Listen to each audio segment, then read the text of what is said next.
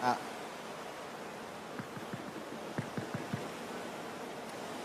Buon pomeriggio a tutti. Volevo comunicare che c'è un ritardo di 10 minuti. L'evento inizierà tra poco. Grazie.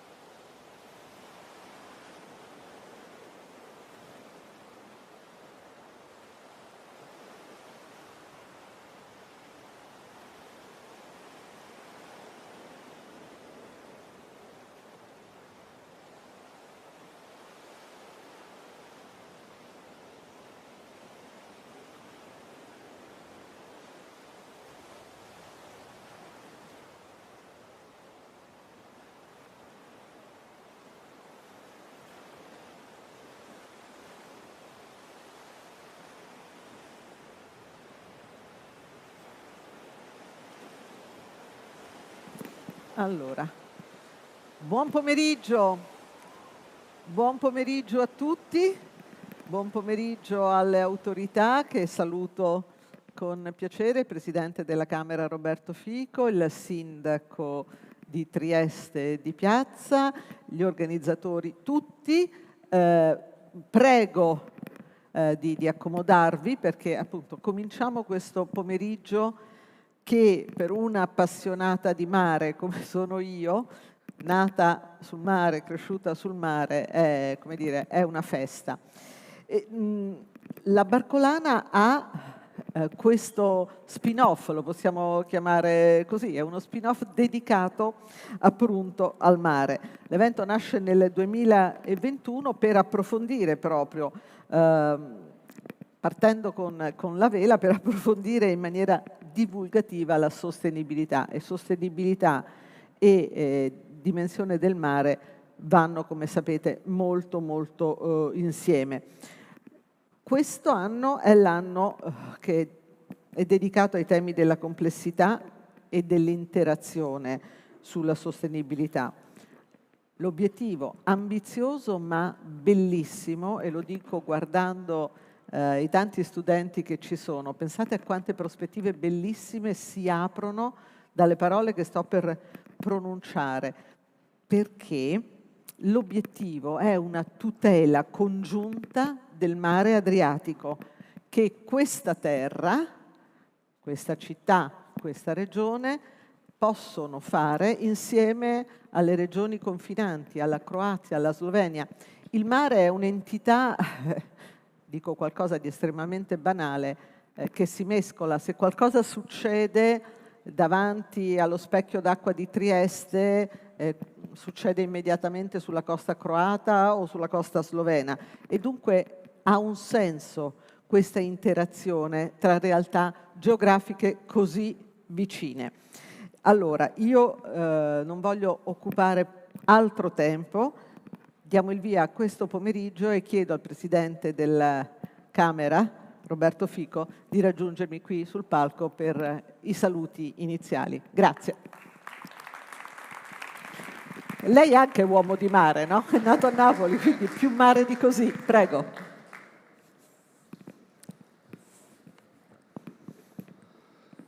Buon pomeriggio a tutti, buon pomeriggio a tutte. Saluto tutte le autorità che ci sono, presenti qui. Saluto il Sindaco di Trieste di Piazza, tutti gli organizzatori e vi ringrazio per questo invito.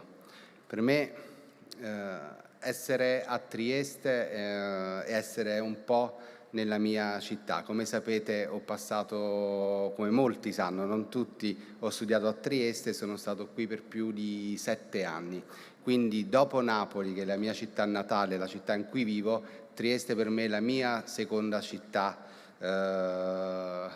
che sento più mia, e oggi passeggiando un po' per le strade in Cavana ho visto anche tanti cambiamenti positivi, ed è una città che davvero amo profondamente, ed è una città che è sul mare come Napoli, e quindi la sento ancora più mia.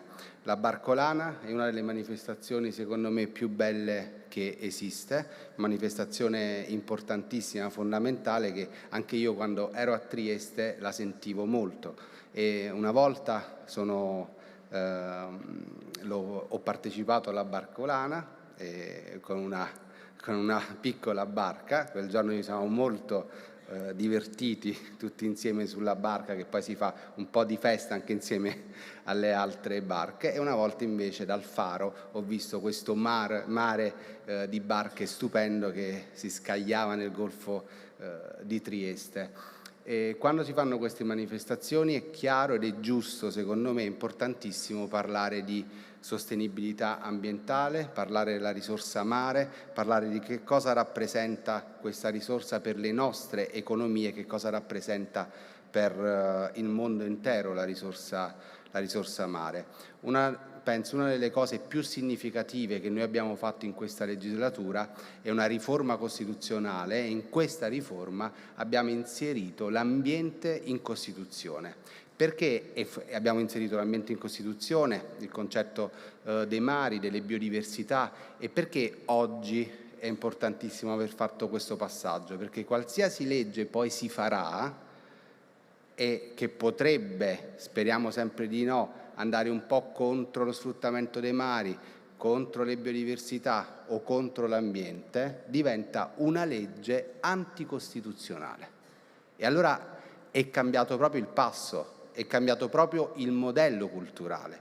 E anche il fatto che noi in questa legislatura siamo riusciti a creare il MITE, che è il Ministero per la Transizione Ecologica, ovvero un'evoluzione del Ministero dell'Ambiente, all'interno del quale sono state inserite direzioni anche di altri ministeri, perché non ci può essere oggi una politica che non sia una politica ambientale seria, di transizione ecologica in tutti i settori. Non c'è nessun settore oggi che può essere sviluppato prescindendo dall'ambiente, prescindendo dalla questione energetica, prescindendo dalla questione dei mari.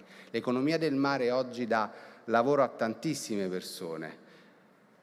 Gli oceani, le biodiversità sono la più grande risorsa che noi abbiamo, e l'economia del mare nel Mediterraneo e anche nelle nostre città come Trieste, come Napoli e come tante altre devono essere sviluppate nel migliore dei modi, dal punto di vista economico, dal punto di vista portuale, ma poi allo stesso tempo deve essere garantita la sostenibilità, ed è in questo equilibrio che noi ci dobbiamo muovere.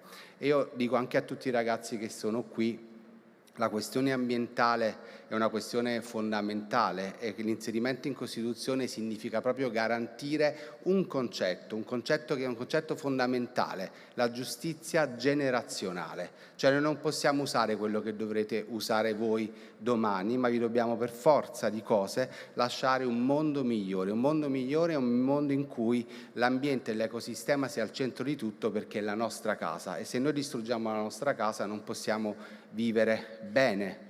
E quindi il Parlamento, secondo me, ha dato dei passaggi, soprattutto culturali, importanti, che poi sono arrivati dentro alla Costituzione, all'interno dei ministeri, nelle politiche che noi ogni giorno dobbiamo fare. Quando si parla di piani energetici, sono punti fondamentali, il piano energetico nazionale, il piano energetico europeo, perché oggi, come vedete, l'energia è un po' la chiave di tutto. Se noi oggi riusciamo a far sì che ci sia un mondo e un'Italia, in questo caso completamente alimentata sempre di più da fonti rinnovabili, noi possiamo anche riuscire a creare un mondo di pace in altri luoghi maggiori e avere un'autosufficienza che ci permette di lavorare con più serenità e affrontare appunto anche l'inverno che si aspetterà, che è un inverno duro, nel migliore dei modi, su cui si devono prendere provvedimenti ancora più forti, ancora più immediati, perché certo questa crisi non possono pagarla gli imprenditori, le imprese e le famiglie, e questo dovrà essere evitato. Quindi io vi ringrazio dell'invito, vi ringrazio per i temi che trattate qui oggi, che sono i temi del futuro, e da parte mia tutto l'appoggio possibile a questa manifestazione e ai contenuti di questa manifestazione, e grazie per l'ospitalità nella anche mia meravigliosa città di Trieste. Grazie. Grazie al Presidente della Camera, che giustamente ha citato la Costituzione. La frase che avete visto proprio messa in evidenza all'ingresso e che mi piace citare una prima volta e che citerò ancora. Che cosa dice allora questo articolo della Costituzione, che coglie una necessità che, come diceva il Presidente della Camera, è assolutamente inderogabile? Recita così: la Repubblica tutela l'ambiente, la biodiversità e gli ecosistemi anche nell'interesse delle future generazioni, cioè nell'interesse di voi ragazzi con le t-shirt bianche, e anche di chi non le ha le t-shirt bianche ma è ragazzo. Questo lo trovate all'articolo 9,3 della Costituzione italiana, e credo che come italiani possiamo esserne tutti fieri. Io non sapevo di questo trascorso triestino, se il Presidente della Camera ne sarà contento il Sindaco Roberto Di Piazza, che invito sul palco.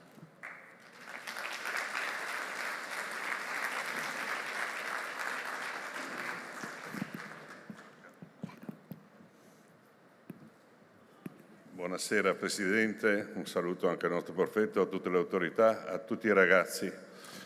Beh, visto che dobbiamo parlare un attimo di sostenibilità, parliamo della città. Era lontano 96, signor prefetto, quando collegai Muggia al depuratore di Trieste. Poi abbiamo collegato Prosecco, che scaricava direttamente a mare, chi è di Trieste sa, all'altezza della Marinella. Poi abbiamo collegato Opicina direttamente al depuratore. Abbiamo, signor Presidente, un depuratore da 50 milioni di euro, credo uno dei migliori del Paese, ma uno dei migliori dell'Europa. E questo naturalmente ci ha consentito di togliere tutti gli scarichi a mare. Abbiamo ancora Torrente Chiave, che adesso con l'assessore Scocimaro stiamo lavorando, perché in 100 anni ha portato migliaia di cubi di detriti a mare. Adesso li stiamo togliendo e probabilmente riusciremo a risolvere anche il problema delle alte maree. L'OGS ci ha detto che abbiamo le acque troppo pulite. Beh, questo mi ha fatto ovviamente, Presidente, un grande piacere e sono quelle cose che sai, quando lavori tanto poi ti ritrovi in questo. E abbiamo anche un tubone di 8 chilometri, che forse i ragazzi giovani quando lo sanno, che portano le acque depurate a largo, perché attenzione che anche le acque depurate sono acque morte che non vanno bene scaricarle sotto costa. E abbiamo questo tubone da 2000 che porta per 8 chilometri le acque depurate a largo, dove ci sono le correnti ed entrano le correnti. Naturalmente questo ci ha consentito, come dicevo, di avere le acque molto pulite. Abbiamo la riserva marina, Presidente, straordinaria, quella di Miramare, che se avessimo fatto ogni 200-300 chilometri della nostra meravigliosa Italia un parco marino come abbiamo fatto noi, sicuramente vivremo in un mare Mediterraneo migliore. Non l'abbiamo fatto, ma siamo sempre in tempo a farlo. E dopo naturalmente la mia città ha un'altra punta di diamante, che è quella del depuratore. Abbiamo un depuratore, un termovalorizzatore a 3 linee che ci consente di essere autonomi e di produrre energia in un momento così difficile.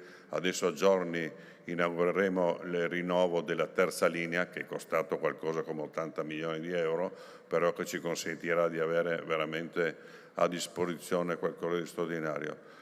Se tutti avessimo fatto così, probabilmente in Italia, ma anche in Europa e nel mondo, probabilmente vivremo in un paese migliore. Adesso abbiamo anche il problema, sicuramente, per quanto riguarda l'energia elettrica. Stiamo pensando nella cava Facanoni, che i triestini sanno di cosa parlo, di fare un mega impianto fotovoltaico che ci consentirà di produrre il 10% dell'energia elettrica che per la nostra città, e questa è una cosa altrettanto importante. Tutto questo per voi ragazzi. Abbiamo lavorato molto, ma credo con una punta d'orgoglio quando arrivano i turisti, anche il Presidente prima ha detto, quando arrivano nella nostra città, tutti i turisti mi dicono: ma vi rendete conto dove vivete? Ecco, ogni tanto dobbiamo renderci conto dove viviamo e mantenere questo livello di ambiente, e naturalmente lavorare sempre di più, che non ci siano scarichi a mare, che non ci sia inquinamento. Adesso grazie al PNRR il Porto Nuovo ha a disposizione 420 milioni, andremo a elettrificare tutti i moli, che ci consentirà che le navi da crociera, quando arrivano a Trieste, si attaccano alla linea elettrica e potranno spegnere i motori. Ecco, queste cose dobbiamo fare. Sono molto semplici, ma in effetti molto complicate, ma ci consentono, caro Presidente, di essere i primi per qualità della vita in Italia. Grazie e buona serata a tutti. Grazie Sindaco. Allora, da programma avremmo un saluto che è un saluto di una competente, di una tecnica si può dire, e chi più di lei, la direttrice generale dell'Istituto Nazionale di Oceanografia e di Geofisica, Paola Del Negro. Prego. Qua. Grazie a tutti. Io sono onoratissima, non mi capiterà mai più di avere il mio nome sotto quello del Presidente della Camera dei Deputati, per cui grazie se non altro per questo. Io io voglio parlarvi un attimo del mare, perché la barcolana è l'evento del mare e noi la guardiamo dall'alto e la vediamo bellissima, però il mare, caliamoci un attimo all'interno, guardiamo effettivamente com'è questo mare della barcolana. Quindi io vi volevo far vedere, ecco, il mare della barcolana è il Golfo di Trieste. Il Golfo di Trieste che, come diceva prima la nostra presentatrice, è già un ambiente internazionale, è un golfo che comprende tutta la regione Friuli Venezia Giulia, ma lambisce le coste della Slovenia e un pezzettino anche delle coste della Croazia, quindi noi ce l'abbiamo marini già questa internazionalità all'interno del nostro DNA. E è un mare che ha un ruolo importantissimo. Pensate che soltanto attraverso gli organismi marini che vivono in questo mare noi abbiamo un assorbimento di anidride carbonica notevolissimo. Il mare la toglie dall'atmosfera. Pensate quanto è importante, quanto si parla in questo momento dell'incremento di anidride carbonica in atmosfera. Se non ci fossero i mari, questa anidride carbonica sarebbe veramente tanto più alta di com'è, e un ruolo importante ce l'ha anche questo piccolissimo golfo che sottrae attraverso i processi fotosintetici fatti dai piccoli organismi marini moltissima anidride carbonica. Poi c'è il ruolo del vento, il vento che poi vedremo ha un ruolo particolare perché aumenta la superficie del mare e quindi l'anidride carbonica viene assorbita ancora di più. Questa anidride carbonica assorbita diventa sostanza organica, diventa organismi. Noi quello che chiamiamo TOC, sostanza organica totale, carbonio organico totale, vuol dire 1,4 milligrammi per litro di carbonio, di proteine, di sostanze che poi fanno parte della catena alimentare. E quando noi facciamo il bagno in mare non lo facciamo in piscina. Il mare è un ambiente incredibilmente vivo. Noi troviamo in mare 10, pensate quel numero con 12 zeri vicino, virus, ma sono virus marini, non sono virus Covid.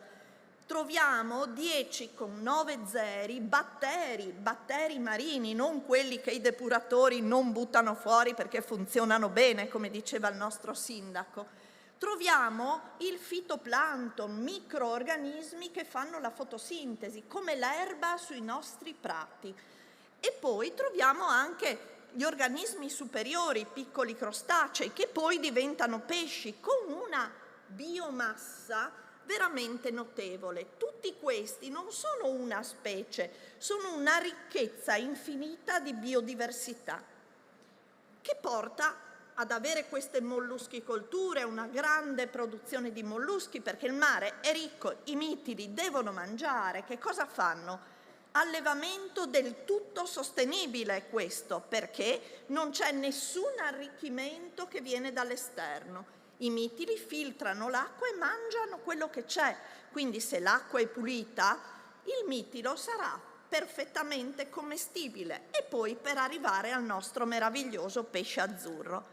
Ma il Golfo di Trieste ha un ruolo fondamentale in tutta la dinamica dell'Adriatico, e non solo, ma del Mediterraneo.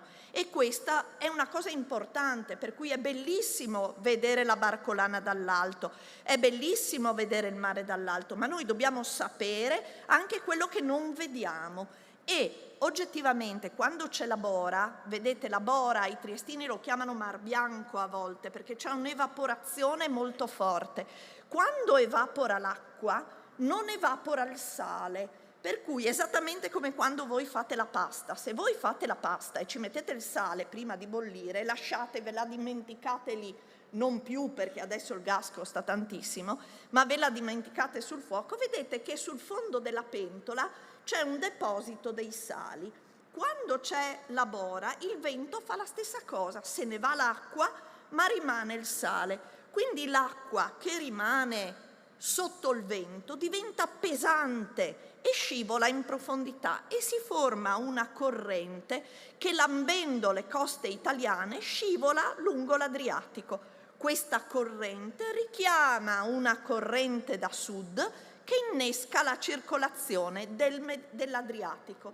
Quindi quando vi dicono l'Adriatico è un mare morto, non è affatto vero, è un mare che ha una circolazione importante, ma vi dirò di più, questa circolazione è fondamentale per tutto il Mediterraneo, perché questo evento di formazione di acqua densa si forma nel Golfo di Trieste e nel Golfo del Leone, solo in questi due punti di tutto il Mediterraneo. Quest'acqua pesante che va in profondità riesce a superare la soglia di Gibilterra e quindi a uscire dal Mediterraneo solo perché è adesa al fondo. Se fosse superficiale non ce la farebbe.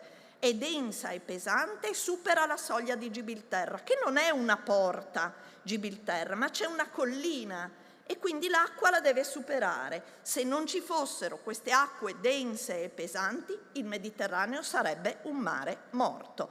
Quindi voi capite qual è l'importanza di questo piccolissimo Golfo di Trieste, non solo per la protezione della biodiversità, per la sottrazione dell'anidride carbonica, ma per la circolazione di tutto il Mediterraneo. Quindi la Barcolana sta proprio nel posto più importante di tutto il bacino. Grazie.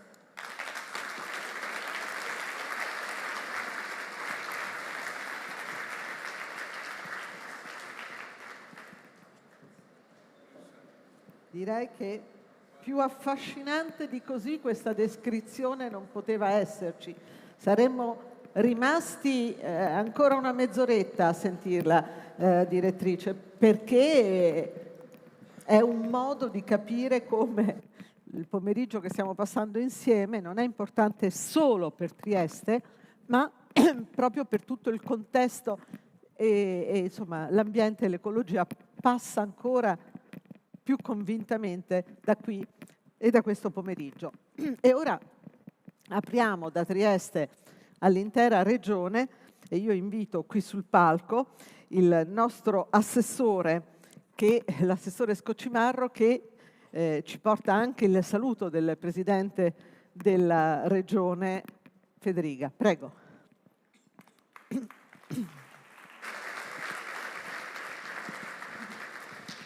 Grazie, buongiorno a tutti, Presidente, autorità, Sindaco. Sì, il Presidente Federica si scusa, ma penso sia ampiamente giustificato perché in questo momento è con la Presidenza del Consiglio in cabina di regia per parlare del PNRR, quindi penso che è giustificato, sarebbe venuto molto volentieri qui con noi. Abbiamo fortemente voluto col Presidente Mitja Gialuz partecipare, come l'altro anno, al Sea Summit, ma dare qualcosa in più. Quest'anno abbiamo il sottotitolo che appunto verso gli Stati Generali della Sostenibilità dell'Alto Adriatico e dell'Europa centrale, perché saranno questi i temi che affronteremo con l'Italia, la Slovenia, la Croazia e l'Austria in primavera, per arrivare poi, me lo spiegheremo nel corso del mio intervento, a un memorandum importante per condividere l'ambiente. Abbiamo visto la bellissima lezione della direttrice dell'OGS e condividere questo bellissimo mare, ma non solo, anche la terra e anche l'aria ovviamente. Quindi mi rivolgo a tutti voi, ma soprattutto ai tanti ragazzi che vedo, perché è per loro che dobbiamo avere un cambio di marcia, perché il momento storico che stiamo vivendo è una vera e propria rivoluzione culturale in campo ambientale e anche dell'energia ai noi adesso, e ci deve portare a riflettere su che mondo vogliamo consegnare ai nostri figli e ai nostri nipoti. Una pandemia prima, una guerra alle porte d'Europa oggi, sono ovviamente inserite in maniera pesante nel dibattito pubblico italiano ed europeo. Ma le catastrofi naturali che abbiamo visto abbattersi recentemente anche sul nostro territorio fanno sì che la sostenibilità e la tutela ambientale siano ai vertici delle agende di tutti i governi, considerando anche le interconnessioni con tutta una vasta serie di tematiche di stretta attualità, come ad esempio l'attuale crisi energetica. Quindi non si può prescindere dall'affermare con forza che le sfide che dobbiamo affrontare su temi ambientali debbono avere delle risposte rapide, concrete da parte nostra da parte della classe dirigente, chiamata a trovare delle soluzioni e non solo per l'immediato, ma risposte responsabili e lungimiranti, proprio per non ripetere alcuni errori, anzi parecchi direi, fatti nel passato. E proprio responsabilità deve essere la parola chiave quando parliamo di sostenibilità. Mi riferisco alla responsabilità di prendere le migliori decisioni per le nuove generazioni, sia pure la responsabilità di non cadere nell'inganno di considerare la difesa dell'ambiente un tema divisivo o peggio, un investimento infruttifero. La causa ambientale deve essere un valore comune ascrivibile a un universo comune. Nulla ci appartiene in eterno, tantomeno le risorse naturali. L'ambiente è qualcosa che tramanderemo ai nostri figli e l'impegno per la sua tutela non deve avere ideologie, anzi deve vedere lo sforzo di tutti per raggiungere gli obiettivi prefissati. L'ambientalismo non è un asset ideologico esclusivo di una parte politica o di una parte dell'associazionismo, nemmeno deve essere considerato un qualcosa in netto contrasto con il capitalismo. Responsabilità vuol dire non solo prevenzione e conservazione dell'ambiente, ma anche miglioramento di esso.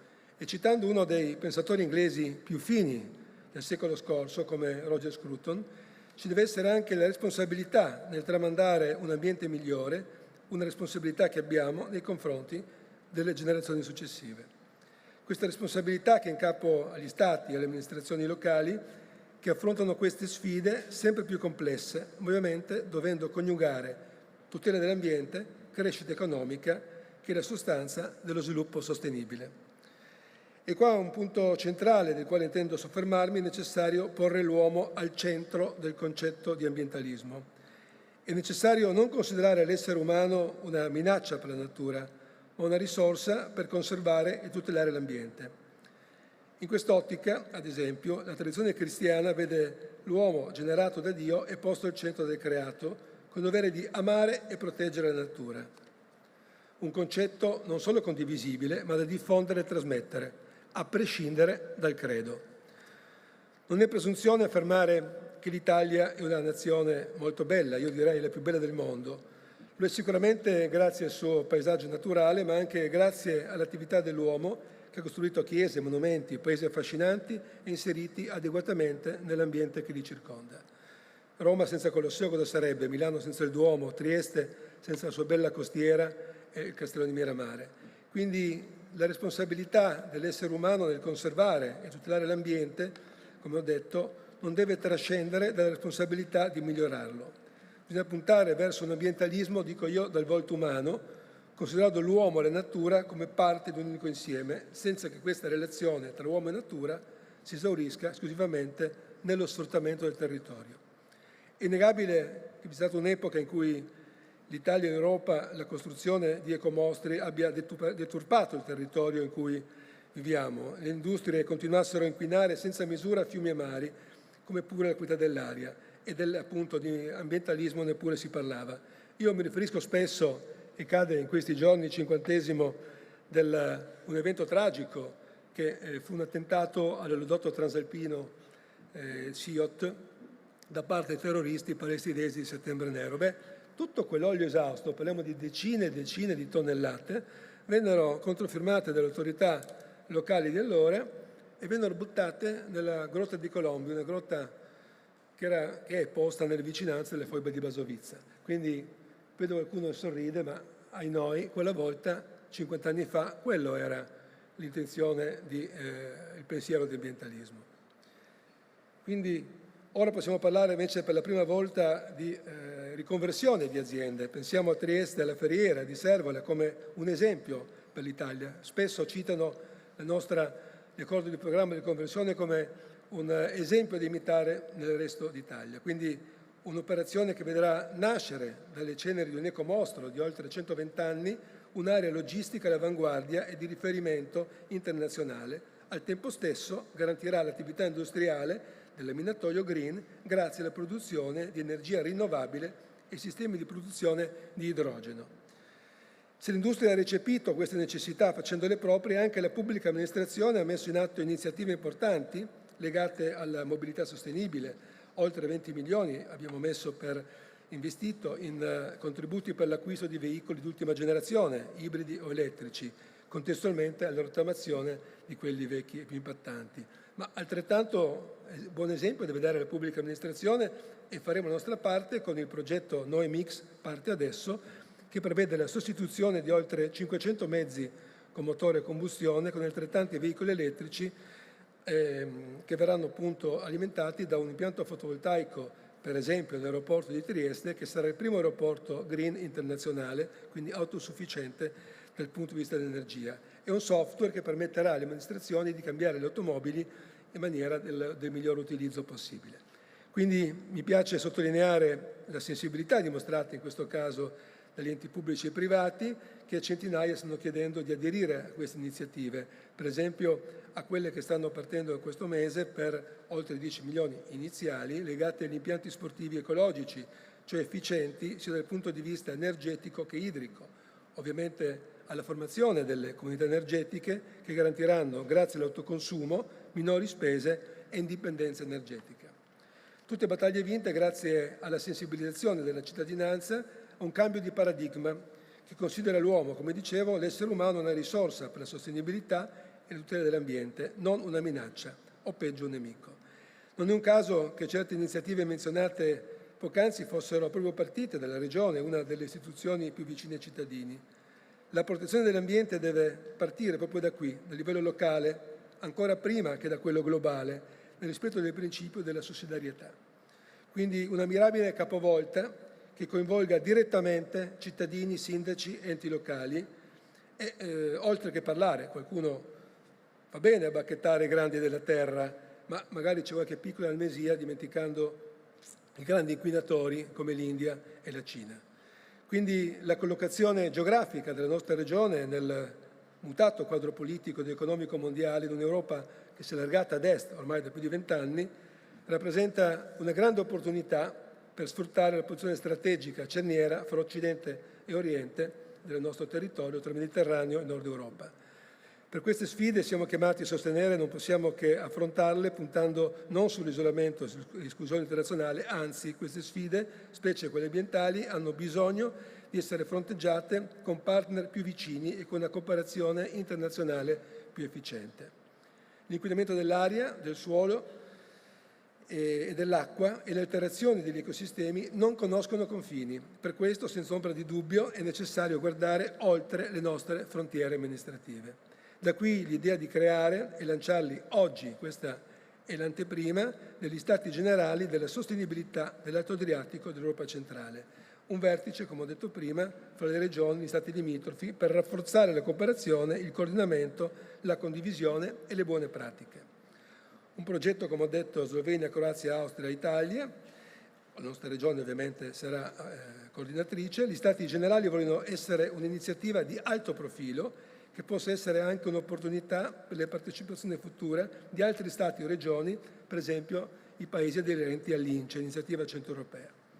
Attraverso tavoli tecnici e tematici vogliamo parlare con i nostri partner di come intraprendere azioni comuni per migliorare la qualità dell'aria, finanziare la ricerca, le fonti energetiche alternative, incrementare l'economia circolare, promuovere la mobilità elettrica. Vorremmo arrivare alla stesura di un memorandum chiamato Carta di Trieste, che possa essere un pilastro nel quale basare uno scambio di buone pratiche e il coordinamento futuro fra partecipanti, dalla condivisione di progetti comunitari e magari posizioni comuni in sede di negoziazioni dirette per avere finanziamenti europei sull'ambiente.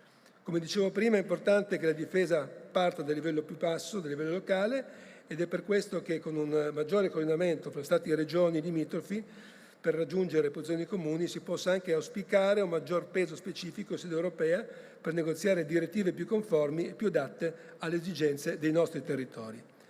Questa condivisione di buone pratiche, questa condivisione di necessità e di priorità su tematiche ambientali e una comunicazione più efficace dei nostri uffici non potrà che far affrontare anche in maniera più costruttiva le problematiche che ci riguardano, in particolare quella che è la condivisione delle acque, del mare e dei fiumi, risorse preziose per quest'area che, come l'ambiente in generale, non conoscono confini amministrativi. Il concetto non si esaurirebbe con la circoscrizione del memorandum, con la Carta di Trieste, ma vuole avere un carattere permanente organizzando un summit annuale fra i partecipanti, ospitati ovviamente a turno nelle capitali dei paesi partecipanti o nelle città che si ritiene più opportuno, per poter aggiornare tutti sull'avanzamento della cooperazione e rendere questi processi sempre più efficaci. Quindi un progetto ambizioso di portata internazionale che potrebbe creare benefici oggettivi per la sostenibilità e la tutela ambientale dei nostri territori.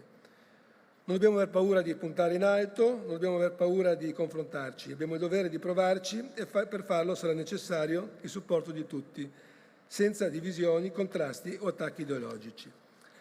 La natura è di tutti, l'ambiente non conosce ideologie e confini, cerchiamo di dare risposte e adottare politiche responsabili.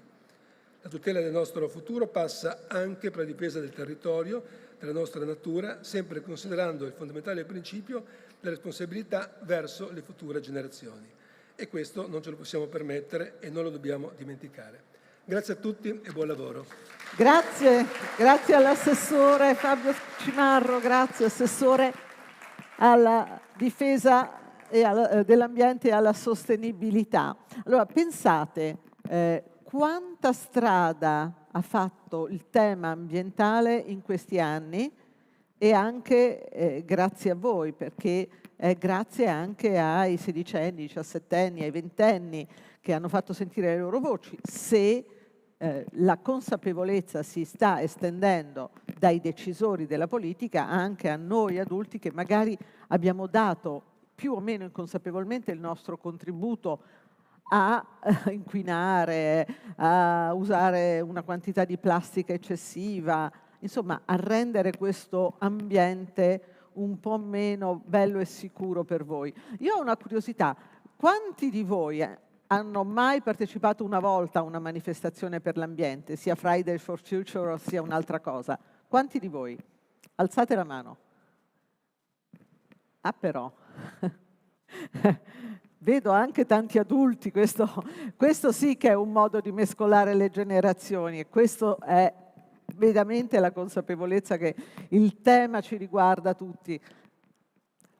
Però veramente tanti, la cosa mi fa enormemente piacere, credo che faccia piacere anche al professor Mitja Jaluz, che con gli studenti ha una frequentazione di tanti anni, perché appunto è docente all'Università di Genova, oltre a essere il presidente della società velica di Barcola e Grignano, e lo invito qui sul palco per fare 2 chiacchiere con me. Prego.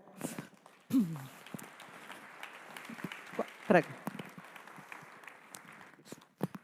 Allora, intanto volevo farle davvero i complimenti perché nel mio lavoro di giornalista moderare i dibattiti è anche un modo per imparare delle cose che non si sanno. No? I giornalisti sono normalmente degli onnivori, si occupano di varie cose e cercano poi di approfondire per come possono. E io già ho imparato un bel po' di cose, sia su quello che avete intenzione di fare a Trieste e nella regione, e sia sulla potenza di questo mare che chi avrebbe mai immaginato che aveva tutte queste relazioni salvifiche, no? Direttrice, con il resto del Mediterraneo. Ma venendo a questa giornata, come vi è venuto in mente di fare questo spin-off della Barcolana e perché? Allora, anzitutto consentimi, Maria, di salutare le autorità civili e militari presenti, salutare il Presidente della Camera, Roberto Fico, ringraziarlo per aver accettato il nostro invito a Trieste e salutare le tante ragazze e ragazzi, studentesse e studenti che vedo in sala. Questa è una giornata per noi di Barcolana importantissima perché abbiamo iniziato a collocare l'ambiente al centro della nostra riflessione per il 50°. Vedi, nel 2017 noi siamo diventati la regata più grande al mondo e abbiamo iniziato a pensare che avevamo una responsabilità. E abbiamo affidato il poster della manifestazione del 2018 a una grande artista che sapevamo essere un po' provocatrice, Marina Abramovic. Marina Abramovic ha disegnato un poster in cui ci ha detto che siamo tutti sulla stessa barca, we are all in the same boat, ci ha detto. Pensando alla partenza della barcolana, in cui, come ci ha ricordato prima il Presidente della Camera, si è quasi uno a fianco all'altro, per cui si può saltare da una barca all'altra, ma pensando soprattutto al fatto che, come ha spiegato Marina Abramovic, noi viviamo tutti in un piccolo puntino blu meraviglioso che viaggia in un universo nero, e ciascuno di noi ha una responsabilità enorme per migliorare quel puntino che appunto visto dall'alto è blu, perché il 70% della nostra terra è coperta da oceani e da mari, da piccoli mari che, come ci è stato spiegato puntualmente prima, hanno un ruolo fondamentale nell'ecosistema. Se non li facciamo evaporare troppo presto. Esatto, quindi come dire, da lì siamo partiti e oggi, grazie, devo dire, al supporto delle istituzioni, grazie alla collaborazione con la Regione Friuli Venezia Giulia, già l'anno scorso l'assessore Scoccimarro ha supportato questa iniziativa del Barcolana Sea Summit, quest'anno ha voluto renderla ancora più significativa annunciando gli stati generali della sostenibilità. Ecco, abbiamo ritenuto di costruire attorno alla regata più grande al mondo anche un evento che punta a essere annuale, dedicato proprio alla riflessione sui temi della sostenibilità, intesa in senso lato, sostenibilità ambientale, ma non solo. E quest'anno abbiamo voluto collocare un focus sulle nuove generazioni. Qua mi faccio professore di procedura penale, perché quando io spiego la Costituzione italiana ai miei studenti, dico sempre che era una Costituzione scritta in mezzo alle macerie. I costituenti facevano difficoltà ad arrivare da Milano a Roma, a raggiungere Montecitorio. Eppure in quella Costituzione scritta sulle macerie c'era una visione ottimistica del futuro, c'erano delle promesse straordinarie di miglioramento. La Repubblica si impegna a superare gli ostacoli che impediscono lo sviluppo della persona umana. La Repubblica scommette sulla possibilità di migliorare il futuro. Oggi chiedo agli studenti in aula, voi la pensate così? Come vedete il vostro futuro? E normalmente le risposte sono di grande pessimismo. Allora abbiamo chiesto a SVG di collocarci proprio nell'ottica di quelli che abbiamo definito i nativi ambientalisti, cioè dei ragazzi della generazione Z che oggi, come dire, collocano la tutela dell'ambiente come una priorità e ce lo spiegheranno poi gli amici di SVG che hanno fatto un sondaggio nelle ultime settimane nelle scuole di Trieste, nell'università, nei primi anni dell'università e anche a livello nazionale, e purtroppo ce lo diranno che questo... No, non anticipiamo niente perché è un modo di sapere in diretta come la pensano, come la pensate voi con le t-shirt bianche e voi che comunque avete tra i 16, 18 e i 19 anni. Non anticipiamo niente, non anticipiamo nemmeno, ma vi do soltanto un piccolo lancio, che il finale poi di questo pomeriggio avrà una cosa inedita che a mia memoria di giornalista, e ho fatto tante interviste anche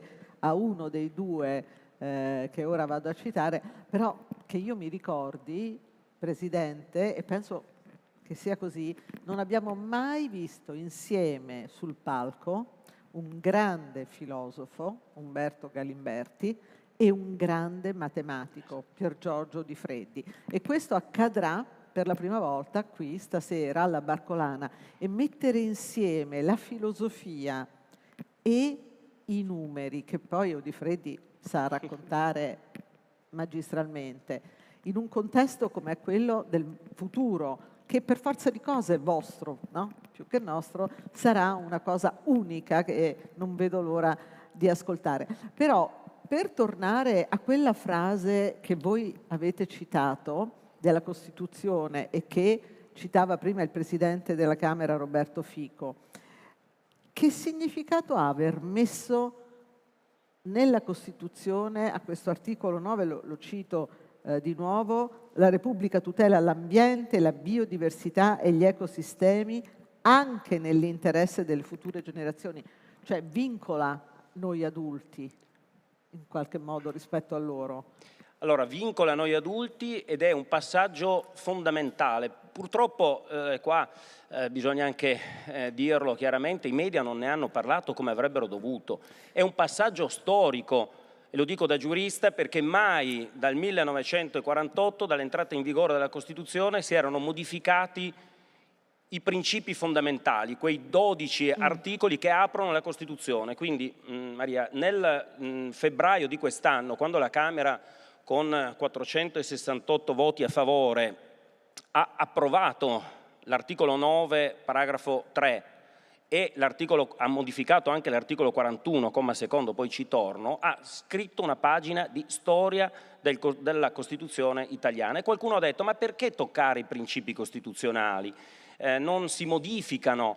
In realtà la Corte Costituzionale ha detto che non si può modificare la forma repubblicana, ma i principi, anche quel nucleo duro, debbono essere modificati per adeguarli alla realtà. Naturalmente 70 anni fa i costituenti non potevano collocare al centro l'ambiente, hanno collocato al centro, vedete, il paesaggio come forma del nostro paese, come forma della nostra cultura.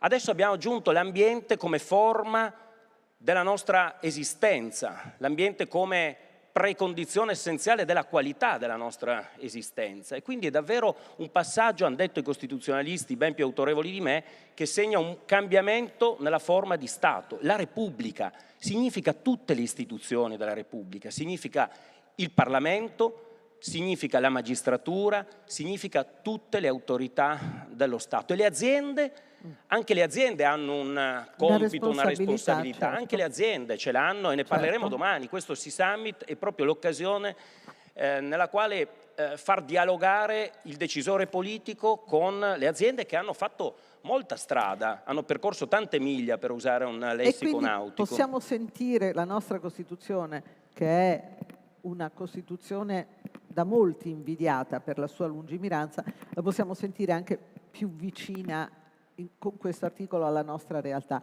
Però io vorrei tornare al titolo di questo summit, che è Sì, mare. E mi piace molto l'idea che, mentre a non tantissima distanza da qui, no, si combatte una guerra e popolazioni che sono state insieme per tanti anni, ora si ritrovano loro malgrado nemiche. Ecco, mi piace molto l'idea che qui a Trieste invece si lanci metaforicamente da una barca all'altra, ci si lanci da una barca italiana a una barca slovena, da una barca croata a una barca austriaca, non so, che arriva da un fiume.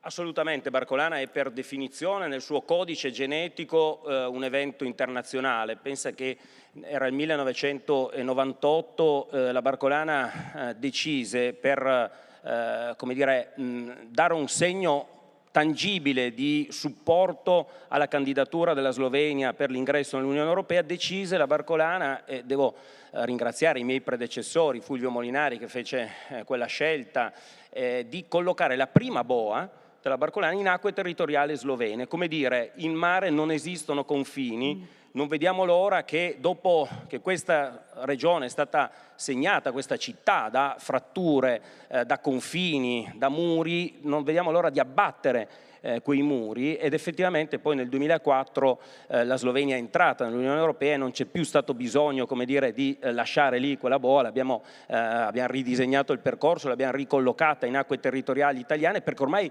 quelle acque di fatto erano acque europee, non erano più acque slovene o anzi jugoslave come erano state un tempo, o italiane. Quindi davvero questo impegno della Barcolana nel superare la dimensione diciamo del confine è un impegno fondamentale. Ma ancora, volevo dire ancora una cosa, se posso, Maria, su quell'articolo 9, perché è importante per riaffermare un principio, ma è la prima volta, e qua lo dico ai ragazzi, che viene inserita nella Costituzione italiana un riferimento alle generazioni future. E questa è la seconda ragione per la quale è un passaggio storico.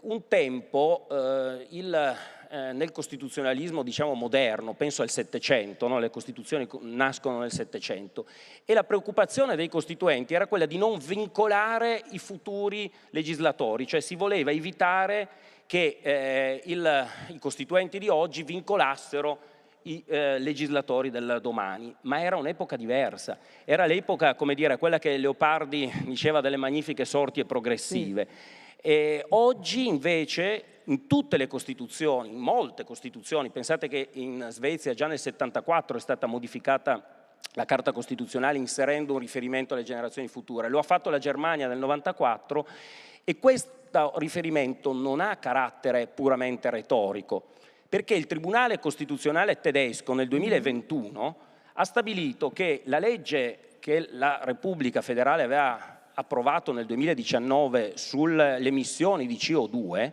era una legge incostituzionale. Sapete perché era incostituzionale? Perché si diceva che fino al 2030 si dava un contingente di emissioni che la Corte Costituzionale ha ritenuto troppo elevato, perché ha detto che traguardando le generazioni future, se si fosse effettivamente implementata quella legge, si sarebbero pregiudicati gli interessi, la libertà, il diritto a costruire un futuro migliore delle generazioni più giovani. Ma per fortuna se ne stanno rendendo conto e quindi capiscono che sono loro per primi a dover difendere il loro futuro, senza aspettare che ci si pensi solo noi da adulti o da anziani. No, ma lo dico alla giurista, insomma, perché... Beh, giurista no, laureata in giurisprudenza. Laureata in giurisprudenza all'Università di Genova, sì, con il mio collega, il professor Pisa. Dico, il diritto aiuta, come dire, ad assecondare dei processi e a proporre degli sviluppi anche sostenibili. Ecco, la scelta, qualcuno ha criticato questa scelta di non aver inserito lo sviluppo sostenibile. In realtà l'articolo 9 poi va letto insieme all'articolo 41,2, che è un'altra norma fondamentale, perché cosa dice? Dopo aver sancito che l'iniziativa economica è libera, nel secondo comma si dice che non può avvenire in danno della salute e dell'ambiente. Quindi attenzione, questo significa... Come era avanti, no?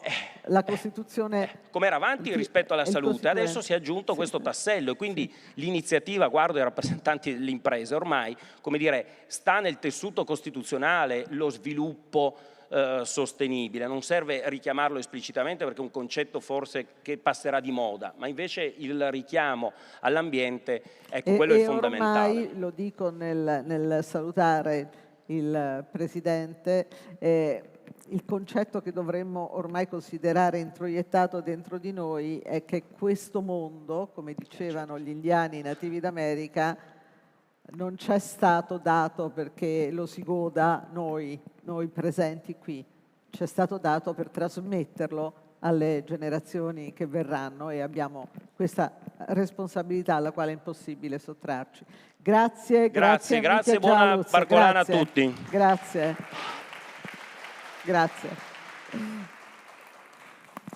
E adesso io inviterei qui sul palco con me per vedere insieme un video speciale Alessandra Dragotto, che poi ci presenterà i risultati della ricerca SVG che citava prima il professor Gialuz, e poi Edoardo Galliano.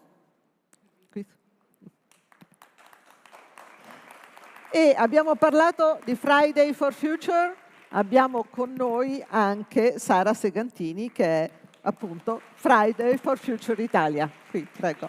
Enrico. Allora, vediamo insieme il video di Rash Patel dedicato alla sostenibilità secondo la generazione Z, spiegata a noi adulti. La lezione dei giovani sull'ambiente e il climate change. Hello. I'm going to be answering a couple of questions for you. The first is a little complicated, and the question is this: how can a theory of sharing help to bring about social justice when we live in a world of complex environmental crisis? So the first way of thinking about sharing, which in English is an odd word to be using to solve complex environmental problems, is instead to think about duties of care to one another. Now, at Barcolana, you understand that, for instance, the law of the sea demands that if you see another ship in distress, you have to assist that ship even if it puts you in mild or moderate danger. The only time when you are absolved from your responsibility for helping someone else is when doing so would put you or your vessel or your crew in serious danger. Anything less than that, and you've got to help. And that's why we understand that on the sea we have duties of care to one another. Why do we have such duties? Well, because at sea, if you don't help someone who is in danger, then no one will. And we are all on the sea together, and the sea can be cruel and unforgiving.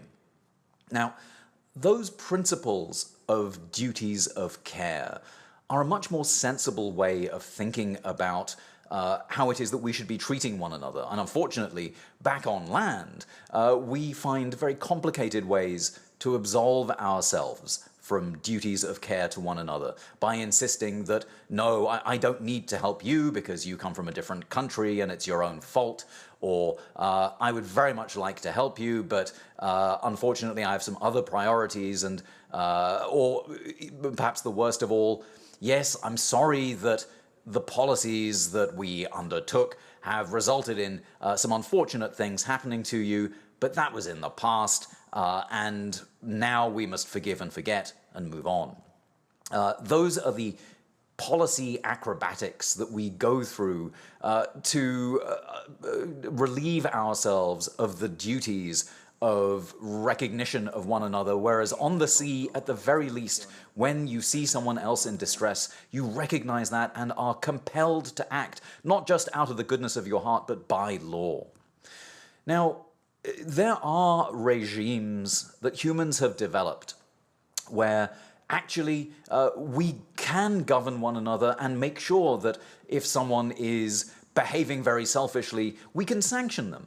There are very old regimes in a range of civilizations that are not capitalist, where if you are taking more than your fair share, there are social sanctions, where if there is an abundance, then people are allowed to help themselves in the knowledge that they shouldn't take too much. We have arrangements of commoning where together people, for example, are allowed to help themselves to the bounty of the forest, to be able to help themselves to firewood, to be able to help themselves to the fruits of the forest, not to the extent that they strip the forest bare, but understanding that we need a certain amount to survive and no more than that. We shouldn't hoard, we shouldn't over-accumulate, we shouldn't over-consume.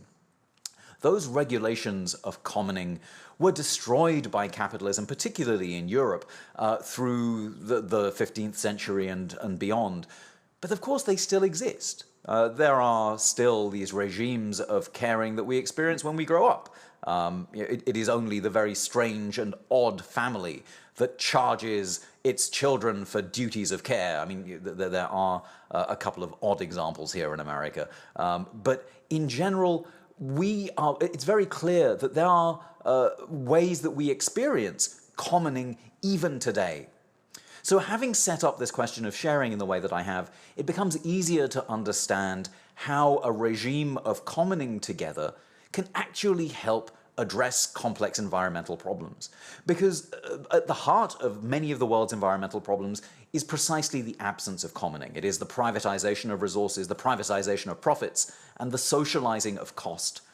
And as business as usual stops being sustainable, and that's the key mode, key thing to understand, that feudalism ended because business as usual became impossible. Civilizations fall not because there are people going hungry or there are people starving or people making too much money. It's because business as usual stops being possible. And as we enter an era of climate crisis, business as usual isn't possible anymore. And luckily, we have experience from other civilizations and from our own experience of how it is that redistributing resources so that we consume less, but actually have more public joy, less private property, but more public joy and celebration can work. That's the whole idea of commoning. And we only need to look to history to be able to find great examples of how injustices can be righted, particularly in moments of crisis, through organizing and through reimagining what the commons might be. Ecco, questa era la prima parte di un intervento di cui poi sentiremo una seconda parte più avanti. Raj Patel è un economista, un giornalista e anche uno dei più efficaci divulgatori, molto convincente devo dire, ma io vorrei adesso che Alessandra Dragotto, Head of Research per SVG, ci raccontasse che cosa ha scoperto ascoltando il punto di vista dei ragazzi. Età? Quelli che avete ascoltato? La generazione Z, quindi abbiamo ascoltato la generazione Z. Quindi grazie innanzitutto di averci dato questa opportunità, perché come SVG siamo abituati, ovviamente facciamo tantissime ricerche, ma i giovani sono quelli che spesso si ascoltano di meno, ma soprattutto abbiamo avuto l'opportunità di ascoltare i giovani di questo territorio, di una regione che è tra le più piccole in Italia, e abbiamo raccolto, e grazie a tutti voi ragazzi che avete partecipato, oltre 400 risposte da parte dei ragazzi del Friuli Venezia Giulia, che abbiamo voluto mettere a confronto con quelli dei ragazzi della generazione Z di tutta Italia, ma con uno sguardo anche agli adulti. Ma questa volta noi vogliamo parlare agli adulti, quindi raccontiamo agli adulti che cosa ci hanno raccontato i ragazzi. Per questo l'abbiamo voluto intitolare La sostenibilità per la generazione Z, spiegata questa volta agli adulti, perché molto spesso gli adulti pensano di sapere più dei ragazzi, però i ragazzi in realtà hanno tanto da insegnarci e ce lo dicono innanzitutto raccontandoci di loro e di quali sono i loro valori fondativi. E i valori fondativi sono, se andiamo a vedere la gerarchia, ne avevamo una lista ancora più lunga, ma abbiamo voluto elencare i principali. Se andiamo a guardare i giovani italiani anche rispetto ai giovani del Friuli Venezia Giulia, vediamo che libertà, rispetto, onestà, salute e amore sono in assoluto i primi, e per fortuna che è così, che ci sono ancora questi valori così importanti che afferiscono al più profondo di sé e alla parte relazionale ed emotiva. Ma se vediamo subito dopo per l'Italia il primo valore, ancora prima della conoscenza, è l'ambiente, e vi assicuro che tanti anni fa non era assolutamente così, non avremmo mai trovato questo valore tra i principali, tra le gerarchie di ciò che conta. E allora dall'altra parte, se andiamo a vedere il dato Italia, quindi per oltre il 24% dei ragazzi l'ambiente è un valore oggi, tra i più importanti per loro, 17% tra i ragazzi del Friuli Venezia Giulia. Questo non significa che non sia importante, anzi dobbiamo sempre rapportarci con il territorio con cui viviamo. Sappiamo, ce l'ha detto il sindaco anche prima, che Trieste e la regione in realtà sono in assoluto delle eccellenze per le qualità della vita e per la qualità del territorio. Quindi da un certo punto di vista può essere anche normale che i nostri giovani vedano delle altre priorità, ma questo ci deve anche dare un segnale. Non diamo per scontato l'ambiente in cui viviamo. Il fatto che viviamo oggi in un territorio con un ambiente eccezionale deve spingerci ancora di più a rispettarlo e fare di tutto ovviamente per l'agire sostenibile, perché di sostenibilità stiamo parlando. Ma se pensate, un'altra cosa importante, la sostenibilità in realtà è un concetto molto più ampio, e l'ambiente è solo uno degli elementi che concorrono a definire la sostenibilità. E allora c'è un valore che è il fil rouge di tutto questo, che guarda caso sta al primo posto per tutti, o al secondo, che è il rispetto. E il rispetto è proprio quello che poi ci porta a rispettare l'ambiente, a rispettare il prossimo, a rispettare tutti quei valori che sono alla base dell'agire sostenibile. Abbiamo poi però voluto capire come i ragazzi, come voi vi collocate, voglio parlare proprio ai giovani che sono qui, all'interno di questa società che sta andando avanti, che ci spinge verso la sostenibilità, ma rispetto alla quale in realtà voi ci avete raccontato che vi sentite un po' fuori, un po' spettatori, non pienamente protagonisti. Perché oggi comunque siamo in una situazione in cui voi giovani e i vostri coetanei di tutta Italia ci hanno raccontato comunque di sentirsi esclusi dalla società, e questo è proprio il racconto di giovani che non vengono ascoltati. 45 in Italia, un po' meno in Friuli Venezia Giulia, ma comunque una percentuale altissima, e di fronte al futuro, di fronte alla società, solo un giovane su 2 oggi si sente pienamente protagonista. La maggior parte si sente poi o una comparsa o addirittura uno spettatore, ed è qui che bisogna reagire per poter far sì che i giovani, voi giovani, possiate diventare sempre di più protagonisti del futuro vostro e del futuro della società in generale. Abbiamo poi voluto chiedere quali sono oggi le priorità e le preoccupazioni, no? Per il futuro, e allora vedete che quando dai valori ci si sposta alla percezione, alla proiezione sul futuro, il clima a questo punto, l'ambiente diventa dirompente. Addirittura la crisi ambientale e i cambiamenti climatici oggi a livello Italia sono più prioritari addirittura della precarietà, della stabilità lavorativa. Quindi questo ovviamente il tema, la dicotomia lavoro, economia ed ambiente è sempre una dicotomia che sta all'attenzione del dibattito pubblico, no? Quali sono i rischi e i benefici dei due? Ma è evidente che, essendo entrambi grande priorità per i giovani, bisogna riuscire a trovare quello che è il giusto equilibrio, sicuramente. Alessandra, io vorrei non perdere di vista queste cose molto importanti che sono state questi primi punti, e vi proporrei allora di fermarci un secondo, certo, di commentarli insieme, perché intanto mi pare di capire una cosa, che i ragazzi di questa regione stanno psicologicamente un po' meglio dei loro coetanei italiani, perché per esempio il 7% dei ragazzi di tutta Italia si sente del tutto escluso, mentre questa percentuale qua non c'è.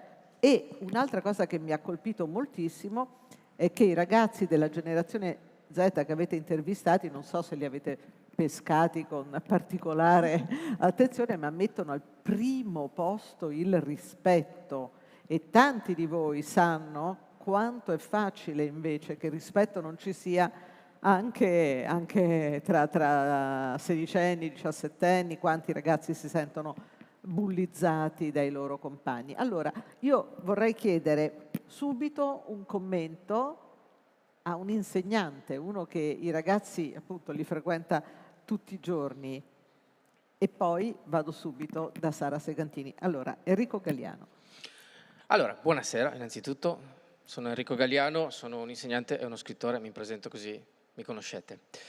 Allora, sì, sarebbe stato interessante vedere lo stesso sondaggio fatto su chi ha più di 30 anni, cioè non la generazione Z, ma quelli della mia generazione e quelli più vecchi. Non so se la crisi ambientale sarebbe risultata al primo posto fra ciò che preoccupa di più gli adulti oggi, ed è un tema che credo sia emerso in modo lampante, quasi lapalissiano, evidente, alle ultime elezioni, dove il tema ambiente non è stato quasi toccato, e chi ha provato a toccarlo comunque non è uscito vincitore da queste elezioni, anzi è uscito pesantemente sconfitto. E questo è un segnale che stiamo dando anche a voi ragazzi, e voi l'avete sentito secondo me. Avete sentito che c'è un grande distacco fra noi e voi, e questa cosa fa male soprattutto a chi magari ci vive in mezzo a voi come me, che tutti i giorni entro in classe. Io volevo commentare questi dati con una piccola storia che comincia con questi due oggetti. 2018 vado a partecipare a una conferenza dove si parla di futuro, e sul tavolo c'eravamo io e altre persone, c'erano tutte bottigliette come questa, e un ragazzo di 17-18 anni a un certo punto ha alzato la mano con un coraggio che io gli ho invidiato, perché non avrei avuto il suo coraggio a 17 anni. Ci ha detto: mi sembra incoerente che voi parliate di futuro e beviate l'acqua da quelle bottigliette. Io sono rimasto con questa faccia qua e l'ho applaudito, perché mi è sembrato giusto farlo. È un tema importante questo. Dalla fine del 2018 più o meno, nelle nostre classi A un certo punto tu sei lì che spieghi Dante, la grammatica, la geografia e senti un boato, un botto che sembra un 747 scagliato contro... è la borraccia che è caduta per terra. Perché a un certo punto tutti i miei studenti e le mie studentesse si sono presentati a scuola con questa. E allora, è solo un dettaglio, ma è una piccola finestra da cui vedere il problema. Qual è stata la cosa che si sono sentiti più dire per questo gesto così piccolo? Ma cosa vuoi che cambi se tu bevi là? Cioè, pensi che abbia un effetto sull'ambiente? È vero che ve lo siete sentito dire? Perché tu la bevi dalla borraccia, pensi di fare veramente qualcosa per il mondo facendo una cosa così piccola? E la risposta ovviamente è no.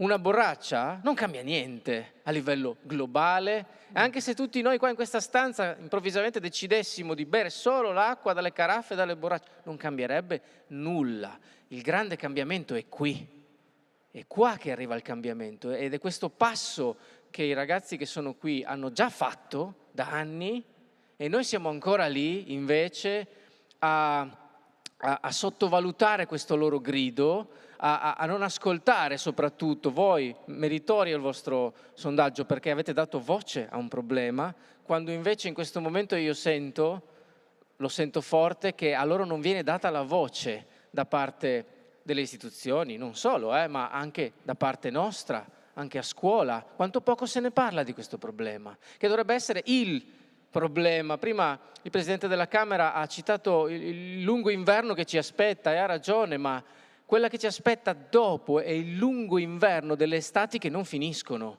come l'ultima, che sta durando ancora adesso. Ci sono le 8 brate milanesi adesso. Enrico Galliano, posso chiedere, non si chiede l'età alle signore, ma ai signori sì. Quanti anni hai?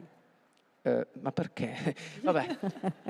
Allora, generazione Dai, millennial. 45, no. Questa è la risposta, perché molti insegnanti hanno raggiunto ormai quasi l'età della pensione e fammi lavorare ancora qualche anno. Vivono meno intensamente di questa generazione, la tua, il problema dell'ambiente.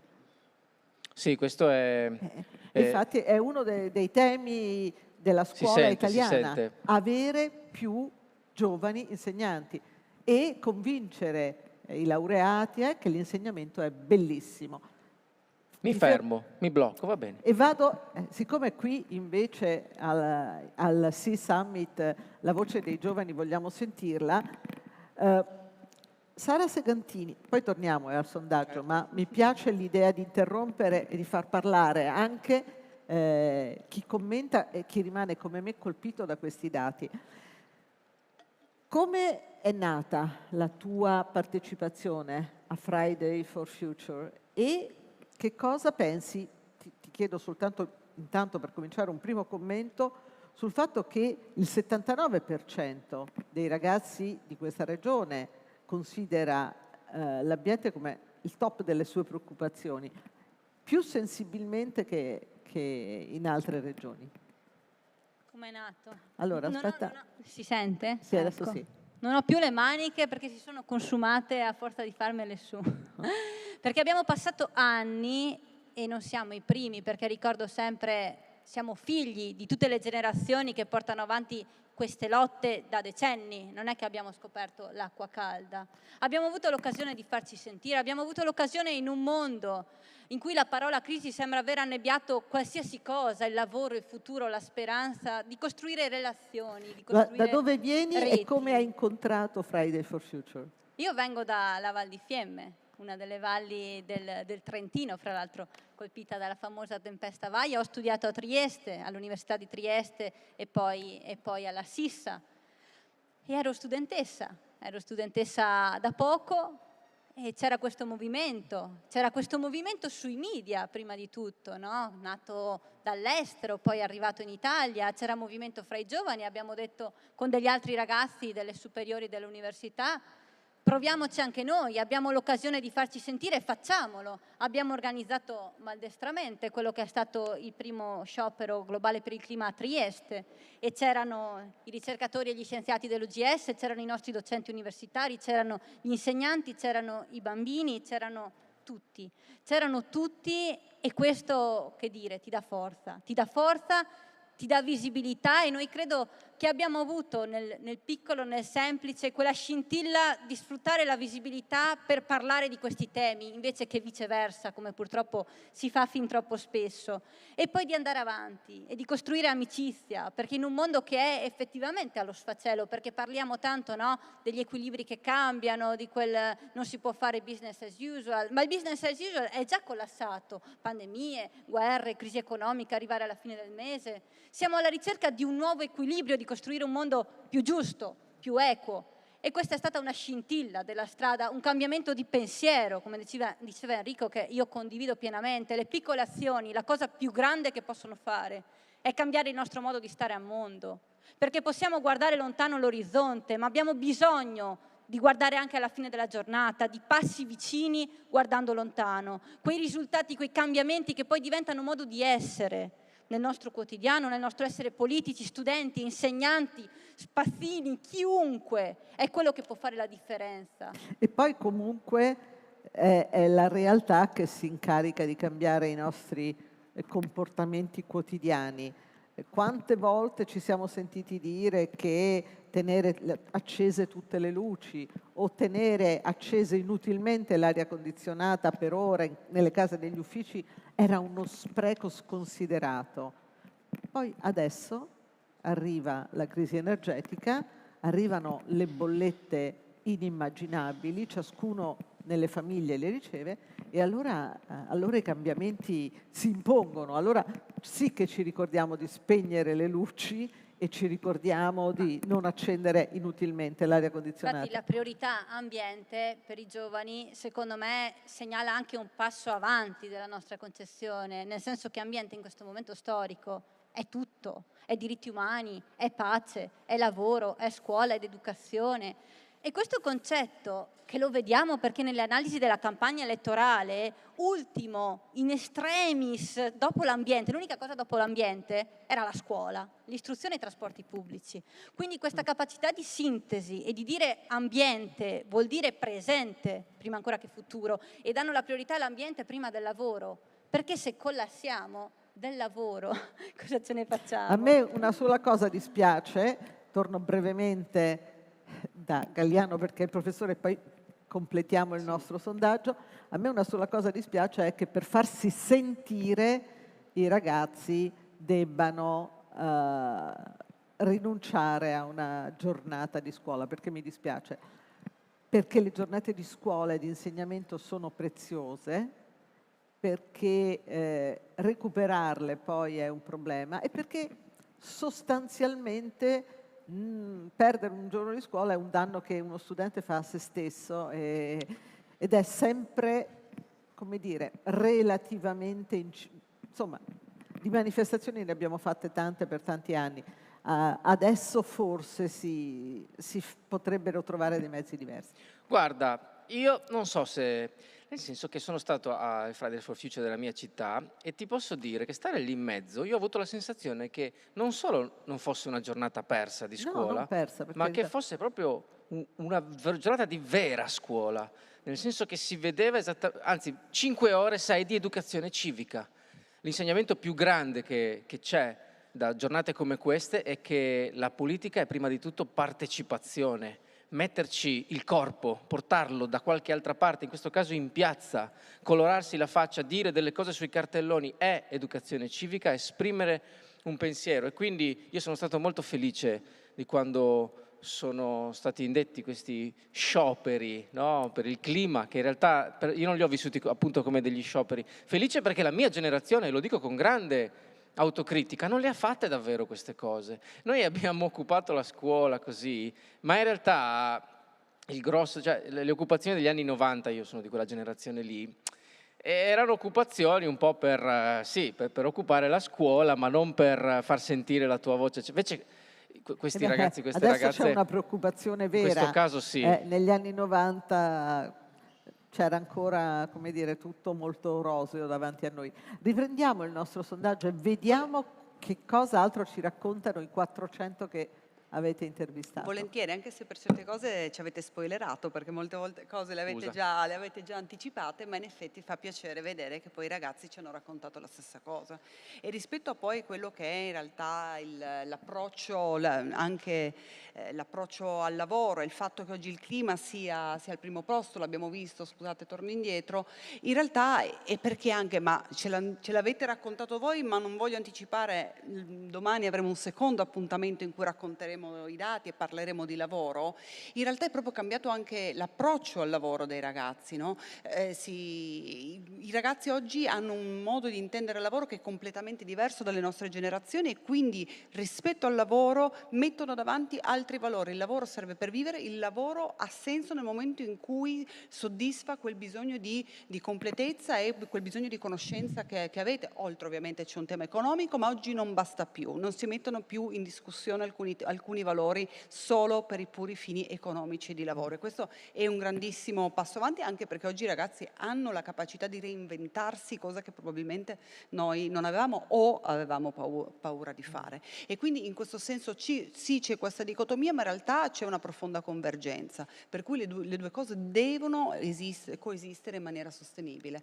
E allora, parlando proprio di priorità, abbiamo chiesto ai ragazzi quali sono i temi, gli obiettivi ONU oggi più prioritari. L'avete già citato voi, dopo l'ambientalismo per il 77%, il secondo punto è la scuola e l'insegnamento.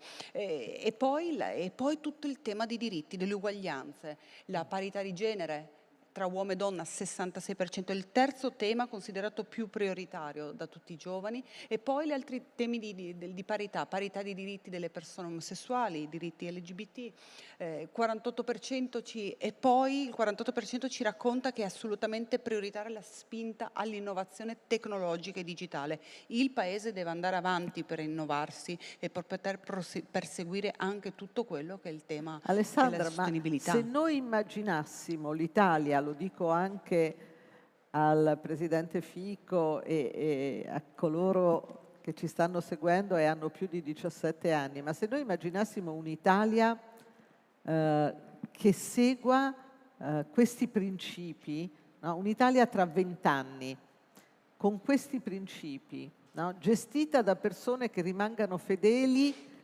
alle loro convinzioni di quando avevano 17 anni, ma sarebbe un'Italia meravigliosa, un'Italia in cui l'ambientalismo e la lotta al cambiamento climatico è al primo posto, un'Italia che mette la scuola al centro, cosa di cui io sono assolutamente, ossessivamente convinta, un'Italia che considera fondamentale la parità tra uomo e donna. Cioè, io spero di esserci, se questi ragazzi prenderanno, come mi auguro, il potere tra 20 anni o anche prima e faranno di queste loro convinzioni di oggi le convinzioni di domani, ma magari no? Il problema è che questo raggiungimento, che sia dei diritti, che sia tutto il tema legato all'ambientalismo, parte dalle azioni quotidiane, parte da dentro le istituzioni, parte da dentro le aziende, quindi c'è proprio una mentalità quando complessiva. Ce l'avranno loro cambiata. Le aziende in mano si comporteranno di conseguenza, speriamo. Vediamo ancora che cosa ci racconta il sondaggio. Sì, il tempo passa. quindi se questi sono i temi prioritari in assoluto, e quindi fondamentalmente i ragazzi ci avete detto che questo è tutto prioritario, devono andare pari passo tutti questi elementi.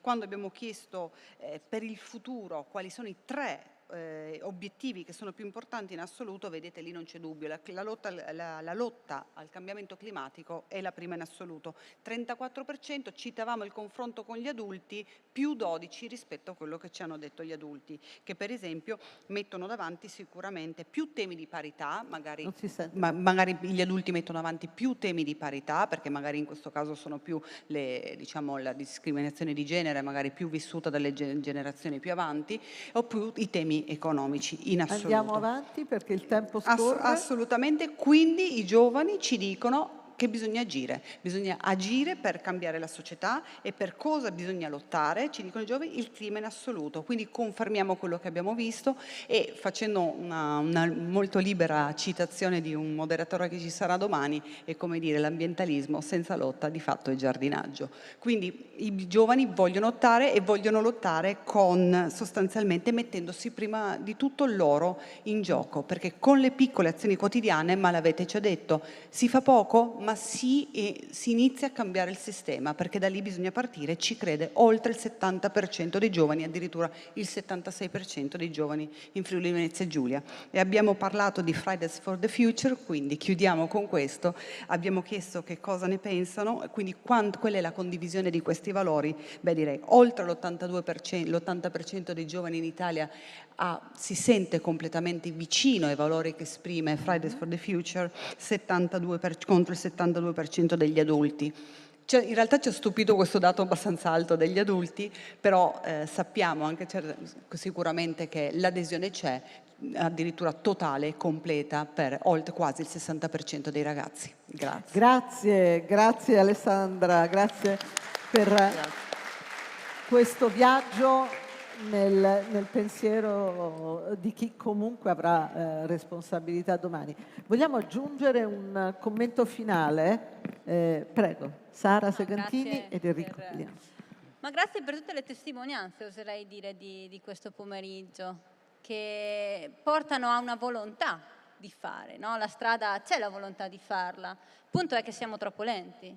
Il punto è che quello che a mio avviso manca è la visione, il coraggio di prendere delle decisioni chiare, immediate, efficienti, applicate ai territori e che rendano i territori protagonisti. Questo tema dell'esclusione.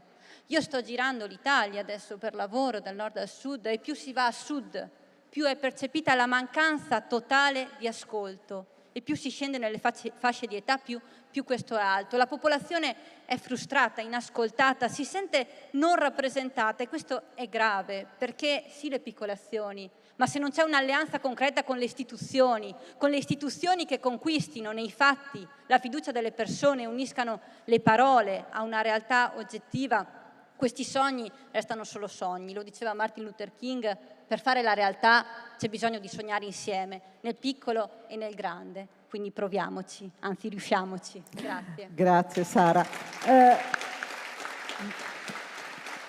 Delle molte cose che mi hanno colpito di questo sondaggio c'è, e lo notava prima Alessandra Dragotto, c'è che per questi ragazzi, per i ragazzi che avete intervistato, la scuola è un tema centrale.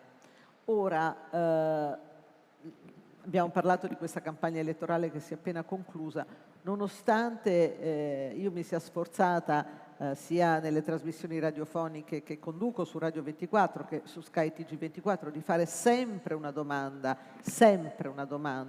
sulla scuola, su che idea di scuola aveva il mio interlocutore o la mia interlocutrice politica, ho notato sempre un po' di vaghezza e comunque non c'è stato mai, come dire, un massiccio dispiegamento di forze nei comizi in cui la scuola diventasse prioritaria. Perché?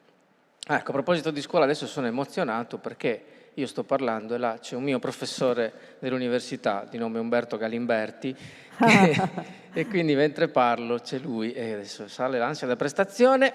Va bene.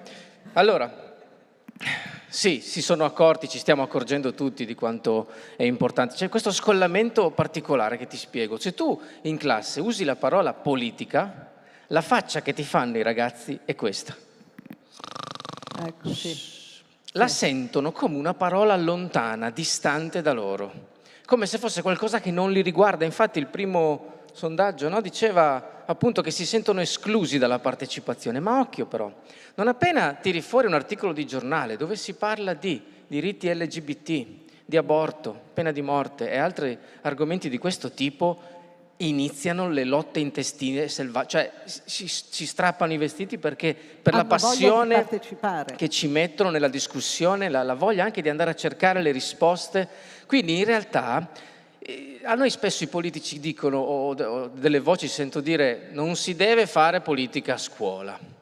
E invece io dico che se ne deve fare molta di più, sempre di più, ma non la politica quella là, Guelfi contro Ghibellini, destra contro sinistra, l'insegnante che si schiera e cerca di plagiare, non quella roba lì, quella non è neanche politica, quello è indottrinare, quello è cercare di portare dalla tua parte. È una parola molto bella invece, politica, significa in greco l'arte di rendere la città, di guidare una città, di renderla tutti insieme un posto migliore, più vivibile. Questo significa politica. Anche quando un ragazzo parla sopra un altro e non alza la mano e tu insegnante devi intervenire per spiegare no, quello è fare politica. La cartaccia buttata lì invece che lì, anche quello è fare politica. Leggere Emily Dickinson in giardino è fare politica. Se ne deve fare molta di più perché questi ragazzi non si sentano più così distanti, così lontani da qualcosa che in realtà li riguarda nel profondo. È abbastanza inutile. Io ho combattuto una personale battaglia con un ventenne, che è mio nipote, il figlio di mio fratello, perché andasse a votare. Insistevo praticamente quotidianamente: guarda che si tratta del tuo futuro, se non ci vai lasci ad altri che decidano per te. E questa volta non ho vinto, però ritenterò. Ma hai chiesto vero. Perché? Chiesto perché non è andato a votare? Sì, perché non cambia niente secondo questi ventenni. Chiunque vinca o perda non cambia niente. È grave questo. Perché l'ho sentito anch'io questo pensiero, cioè è grave sentire che il tuo voto non cambierà niente, è quanto di più terrificante si possa sentire in una democrazia. Ed è un tema che dovrebbe, come dire, preoccupare tutti, perché non solo c'è un'alta astensione al voto dei giovani, ma c'è un'alta astensione del voto anche delle donne, e quindi vuol dire che c'è un pezzo di paese che non si sente rappresentato. Ma io proprio vorrei chiudere, perché i tempi sono veramente minuscoli ormai, tornando sul sondaggio. Alessandra, in un secondo, che cos'è, se tu dovessi riassumere lo stato d'animo dei ragazzi che avete ascoltato qui in questa regione? Qual è lo stato d'animo dominante? Perché a me sembra che, l'ho visto anche dalle mani che si sono alzate quando ho chiesto in quanti avevano manifestato per Fridays for Future, a me sembra che questi ragazzi abbiano una partecipazione, no? Un po' più alta della media italiana, mi sbaglio? Sì, è corretto. Mettiamo il microfono vicino, se no non ti sento. Sì, è corretto. Quello che emerge sicuramente è, ce lo dicono tutte le ricerche, che l'Italia in realtà ha tante anime, no? È un paese diviso nelle percezioni, tipicamente nord e sud, eccetera. La nostra regione è una regione molto particolare per la sua storia, per la sua collocazione geografica, no? E per la sua, in generale, la sua infrastruttura. Voi ragazzi ci avete raccontato che avete delle idee molto chiare, molto di più rispetto anche ai vostri conoscenti, ai vostri coetanei, diciamo, delle altre regioni italiane, però avete anche molto chiari alcuni valori che sono non solo l'ambiente, quindi diciamo da questo punto di vista, perché adesso è anche molto facile quando si risponde ad un sondaggio, adesso ho detto molto, molto concretamente, diciamo, seguire quella che è la scia del momento, per cui si parla di ambiente e tutti parlano d'ambiente, no? Ecco, si parla di diritti e tutti parlano di diritti. Voi ci avete detto che in realtà avete molto chiare le idee non solo sul tema ambientale, ma magari l'abbiamo focalizzato meno oggi, lo vedremo domani, ma anche su quello che è il tema della conoscenza, su quello che è il tema del lavoro. Quindi voi avete molto chiare queste idee, state lottando, quindi sicuramente c'è maggior attivismo e viene molto fuori, molto bene. Non dimentichiamo in tutto questo che abbiamo una regione che è preziosa e non dimentichiamo di continuare a tutelarla così, perché è molto bella, non rischiamo di darla per scontata.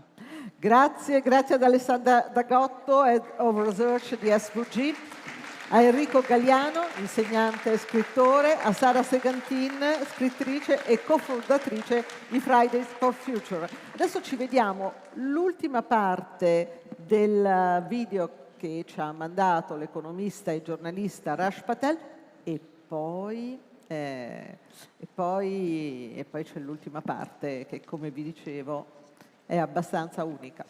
A tra poco. I'm going to answer now a second question. You've asked me to paint a portrait of Generation Z and their relationship to the environment and to the environmental movement. Now, of course, that's a very hard thing to do because, just like every other generation, people in Generation Z are complicated. They occupy different class positions, they are in different parts of the world. My students, for instance, here in Texas, are scared. They are disappointed, they are angry, they are frustrated. In many cases, they are saddled with debt. And those debts need to be repaid, they are told.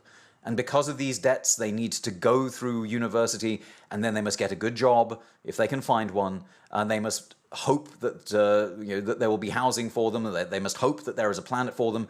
At some point, they must put these big picture questions out of their heads because the debt must be repaid. And so they work, and they try and find jobs in whatever industry it is that will pay them enough to be able to survive and perhaps make some profit. And they pay their debts off, and they are frustrated that, in fact, the imposition of debt on them means that they must work and work and work and don't have the space to be able to engage in the kinds of big transformative questions that they feel bearing down on them. They are angry, and justifiably so, with older generations for neglecting environmental problems, for saddling them and children yet to be born with vast amounts of not just financial but ecological debt. Now, in addition to those concerns, there are young people around the world who are nonetheless fighting. In Europe, in North America, but particularly in the global south, there's a lot of very exciting organizing that I've seen from communities where Generation Z is fed up, and fed up not in a way that then incapacitates them, but fed up and up against a wall. They are fed up and angry and have no choice. And in those moments, some incredible organizing can happen.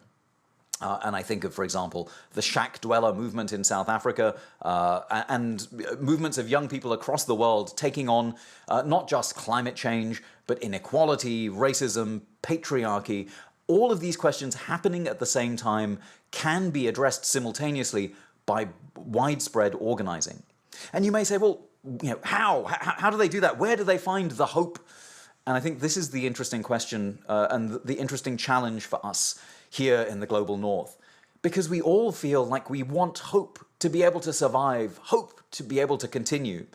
But when I see young activists, again, particularly in Africa and India, and throughout Asia and parts of Latin America, when I see those activists, hope isn't a word that enters their vocabulary, because hope is the sort of thing we need. It's a reassurance for us to be able to get out of bed and, have some reason to keep on fighting.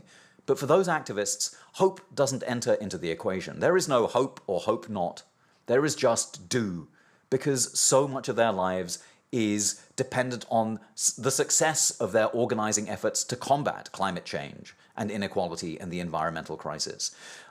And that determination that actually they must succeed or that they and their communities fail, that kind of moral urgency is what we have lacked in the global north because we have been insulated by our money, by our plunder, by our wealth.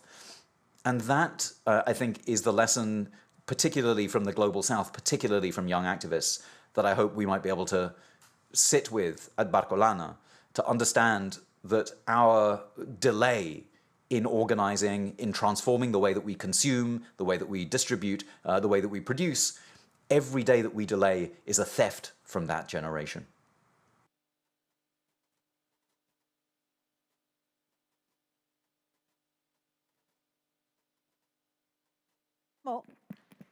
Passiamo da una fascinazione, perché di sicuro le parole, i concetti di Raj Patel hanno una consistenza, un fascino che colpisce. E allora da una fascinazione a un'altra fascinazione. Invito il professor Umberto Galimberti qui sul palco. Non ha bisogno di presentazioni, ma lo presento lo stesso, psicoanalista e scrittore. Prego.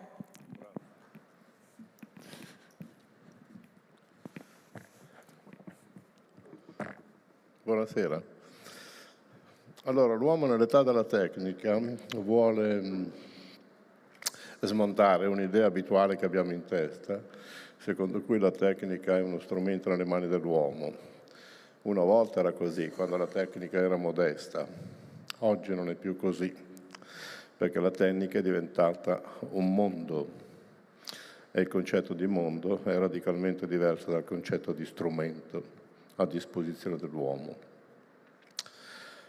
La tecnica viene visualizzata come un problema nel mondo greco, non nel mondo giudaico-cristiano. Anzi, nel mondo giudaico-cristiano, se leggete il Genesi, Dio, dopo aver qualificato l'uomo e collocato al vertice del creato, di cui ancora oggi ne subiamo le conseguenze, gli dà il comando di dominare sui pesci delle acque marine, gli animali della terra e sui volatili del cielo. Per cui nella tradizione giudaico-cristiana il dominare la terra era automaticamente un eseguire un volere, un comando di Dio. Pensate che Bacone, che è uno dei primi che abbozza un metodo scientifico nuovo rispetto alla modalità con cui i greci facevano scienza, scrive che attraverso la scienza e la tecnica noi ripareremo le conseguenze del peccato originale, e le conseguenze del peccato originale erano la fatica del lavoro e il dolore. Partorirai nel dolore. Bene, con la scienza e la tecnica noi ridurremo la fatica del lavoro, ridurremo il dolore e in questo modo concorriamo alla redenzione dell'uomo.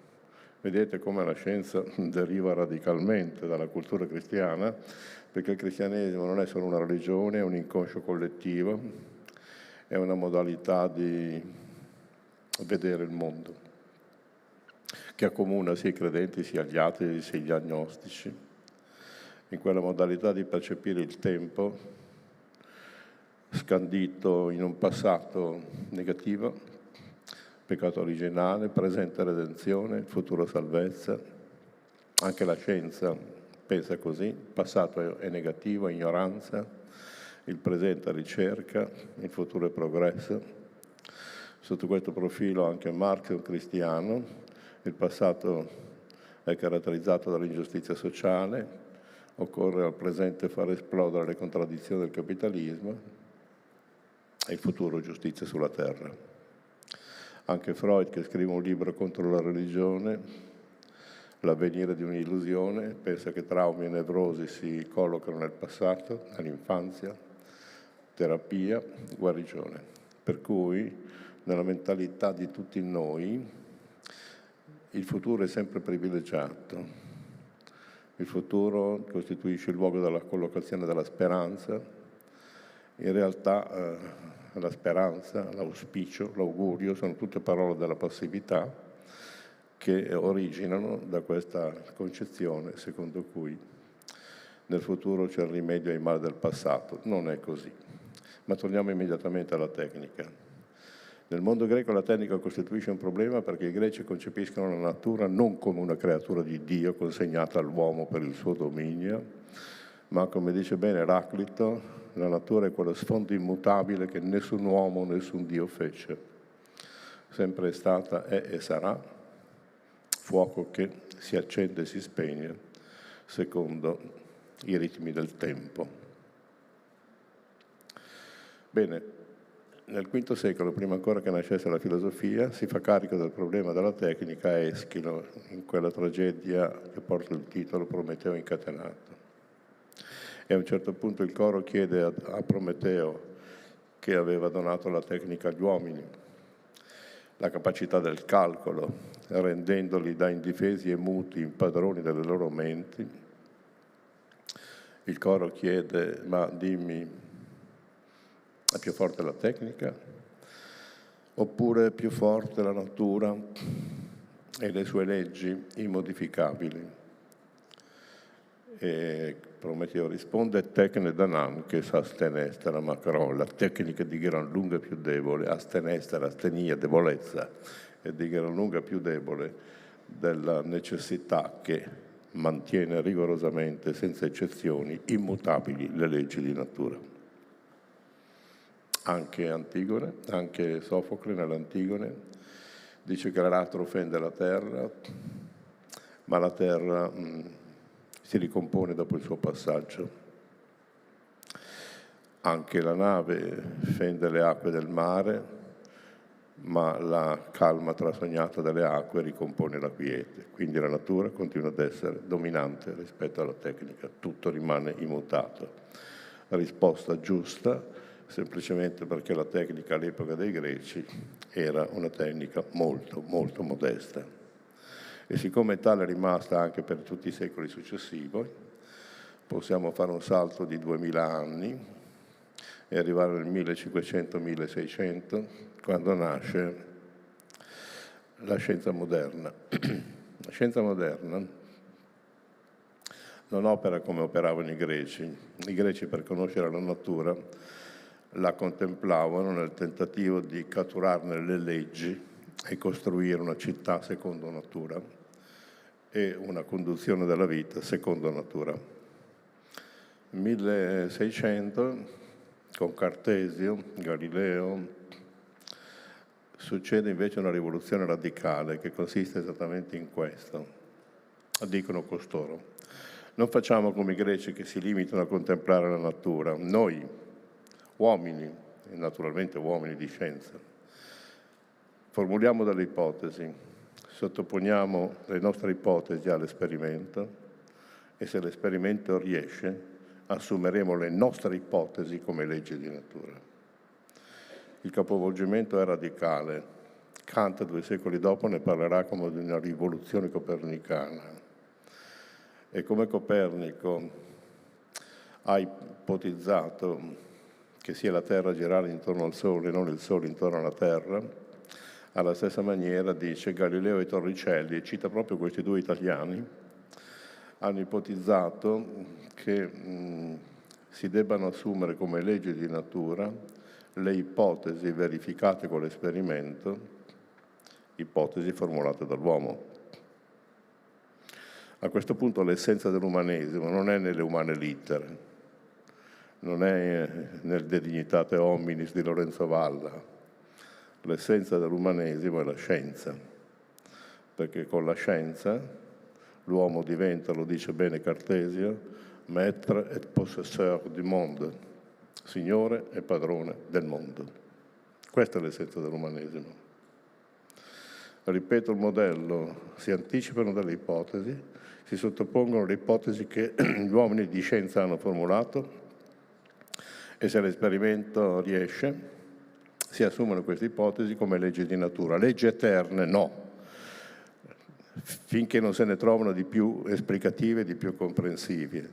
Per cui la scienza non teme i propri errori, anzi gli errori gli servono semplicemente per progredire e avanzare nella formulazione delle ipotesi. Ma leggi di natura vengono le ipotesi verificate. Nasce la scienza, che è un sapere oggettivo, valido per tutti, il cui esperimento è riproducibile ovunque, da chiunque, col medesimo risultato. E la formulazione scientifica diventa la condizione per cui l'uomo si fa padrone e signore della terra. Però tutto questo non ha cambiato la tecnica, nel senso che la tecnica anche nel 600 non era tanto diversa da quella dei greci, però ormai abbiamo un'impostazione mentale assolutamente nuova.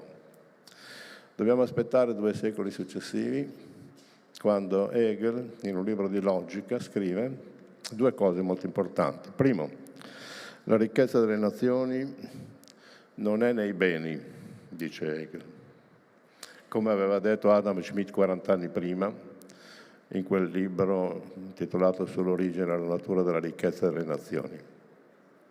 La ricchezza delle nazioni, d'ora innanzi, dice Hegel, sarà negli strumenti, perché i beni si consumano, mentre gli strumenti riproducono i beni. Secondo teorema, questo ancora più radicale, Hegel ci avverte e dice che quando un fenomeno aumenta quantitativamente, parlo di quantità, l'aumento quantitativo determina una variazione qualitativa radicale del paesaggio. Per intenderci, se qui viene un terremoto di 2 gradi in Mercalli, non ce ne accorgiamo neanche. Se viene un terremoto di 9 gradi, aumento quantitativo, abbiamo una variazione qualitativa radicale di questo paesaggio che non esiste più e diventa un cumulo di macerie. A sfruttare questo argomento di Hegel è stato Marx per primo in ambito economico. Dice Marx, tutti pensano che il denaro sia un mezzo che abbia come fine la soddisfazione dei bisogni e la produzione dei beni. Però, dice Marx, se il denaro aumenta quantitativamente fino a diventare la condizione universale per soddisfare qualsiasi bisogno e per produrre qualsiasi bene, il denaro non è più un mezzo, ma diventa il primo fine per ottenere il quale si vedrà se soddisfare i bisogni e in che misura produrre i beni. Questo capovolgimento dei mezzi infini, che i filosofi chiamano eterogenesi dei fini, quando uno strumento aumenta quantitativamente diventando la condizione universale per realizzare qualsiasi scopo, allora è lui il primo fine da realizzare e gli scopi vengono subordinati alla realizzazione di questo mezzo divenuto fine. Se noi assumiamo la tecnica secondo questa intuizione hegeliana e marxista, se la tecnica diventa la condizione universale per realizzare qualsiasi scopo, la tecnica non è più un mezzo, ma il primo scopo che tutti vogliono e che subordina a sé tutti gli scopi.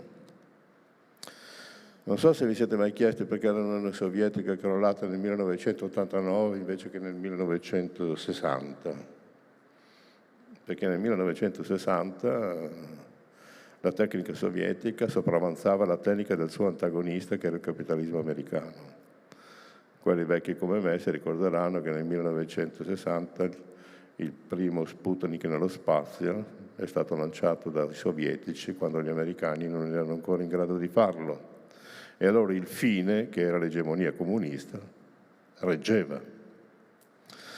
Ma quando nel 1989 Gorbaciov, nella capitale dell'Islanda, incontra Reagan e gli chiede di non fare lo scudo stellare perché l'Unione Sovietica non aveva contromisure adeguate a questa nuova sistemazione del mondo, a quel punto la tecnica sovietica era infinitamente inferiore a quella del suo antagonista e lo scopo, l'egemonia del comunismo, crolla. Questo è il quadro. Oggi in che condizioni ci troviamo? Se teniamo presente che la tecnica è la condizione universale per realizzare qualsiasi scopo, la tecnica fa di quegli spostamenti di situazioni rispetto alla lettura che noi abbiamo dato del mondo in chiave umanistica, e con questo penso agli studi liceali che tutti quanti quelli che l'hanno fatto hanno studiato. La tecnica muta il significato della politica in maniera radicale, muta il significato dell'etica, muta il concetto di verità, muta il concetto di libertà e tanti altri concetti in maniera radicale. Noi ci limiteremo a considerare la politica e l'etica. Dunque la politica l'ha inventata Platone, quando ha detto che quando gli dei hanno abbandonato il timone del mondo, gli uomini hanno dovuto darsi delle leggi e delle istituzioni per governare la loro comunità. Queste non sono però parole mitiche, anche oggi ci sono degli stati dove sono gli dei o il Dio a governare, a tenere il timone della loro situazione. Pensiamo all'Iran e a tutti i poteri teocratici. Per cui la politica nasce con un atto di empietà, nasce come la necessità che gli uomini si diano leggi e istituzioni da sé, a prescindere dal volere di Dio o degli dei. E assegna alla politica il carattere della decisione. La chiama Basiliché tecnica regia. Perché regia? Regia perché mentre le altre tecniche, dice Platone, sanno come si devono fare le cose, la politica decide se e perché si devono fare. Quindi la politica è tecnica regia. Oggi la politica è ancora tecnica regia La risposta no, perché la politica per decidere guarda l'economia e quindi il potere decisionale è già passato dalla politica all'economia. E l'economia è l'ultima istanza della decisione? Neppure, perché l'economia per decidere i suoi investimenti guarda le risorse e le novità tecnologiche. Quindi il potere decisionale si è spostato nel mondo della tecnica.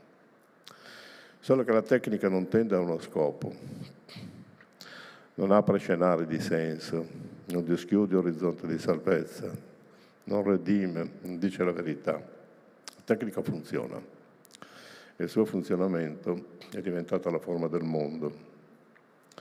Nel 1968 Martin Heidegger è stato intervistato dal direttore di Der Spiegel, che gli ha chiesto di esprimere un parere sulla tecnica e la sua risposta è stata: tutto funziona.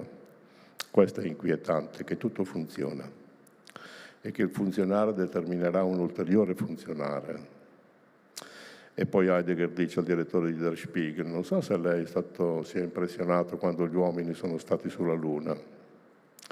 Per lo sradicamento dell'uomo dalla Terra non abbiamo bisogno della bomba atomica, perché lo sradicamento è già avvenuto. L'uomo oggi non abita più sulla Terra, ma abita nella tecnica, che dunque è diventata un mondo. Con la parola tecnica non intendo la tecnologia, non intendo il frigorifero, l'automobile, il telefonino che avete in tasca. Questa è tecnologia che segue il modello tecnico. La tecnica è la forma più alta di razionalità mai raggiunta dall'uomo. Questa è la tecnica, la quale forma più alta di razionalità vuol dire, formulato in una maniera semplice, raggiungere il massimo degli scopi con l'impiego minimo dei mezzi. È una razionalità che la tecnica ha in comune anche con il mercato, con la differenza però che il mercato ha ancora una passione umana, che è la passione per il denaro, da cui la tecnica è del tutto esonerata. Ora, cosa succede a questo punto? La politica, cosa fanno i politici ormai? I politici vanno in televisione, hanno anche un senso il loro andare in televisione, ma a svolgere sostanzialmente una funzione antropologica, di coordinare quelli che vogliono le riforme, quelli che vogliono la conservazione, ma più di questo non riesce a fare. Perché l'economia che la governa e a sua volta l'economia è governata dall'apparato tecnico.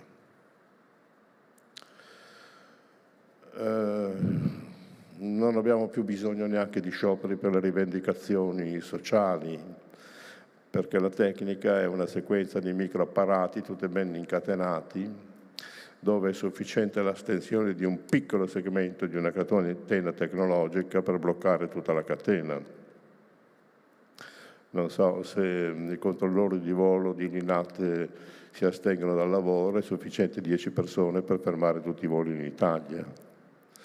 Questa novità, che gli americani chiamano no making power, il potere di non fare, non ha bisogno di scioperi in piazza, che quando accadono vanno bene, ma svolgono anche lì una funzione antropologica, psicologica, di conforto per tutti quelli che si considerano diseredati dal sistema che stiamo vivendo. Ma dal punto di vista dell'efficacia è molto più efficace il no making power, cioè l'interruzione di piccoli settori che determinano il blocco totale di tutto il processo. Questo. Anche la democrazia naturalmente soffre, ma non sto a dilungarmi perché dopo oltrepassiamo i tempi previsti. L'etica sta peggio della politica. Noi in Occidente abbiamo conosciuto sostanzialmente 3 etiche. L'etica cristiana, che è stata una grande etica, che ha condizionato e tuttora condiziona per esempio tutto l'ordine giuridico europeo. È un'etica dell'intenzione. Se stiamo in un registro religioso, tu per fare peccato mortale devi avere piena avvertenza e deliberato consenso.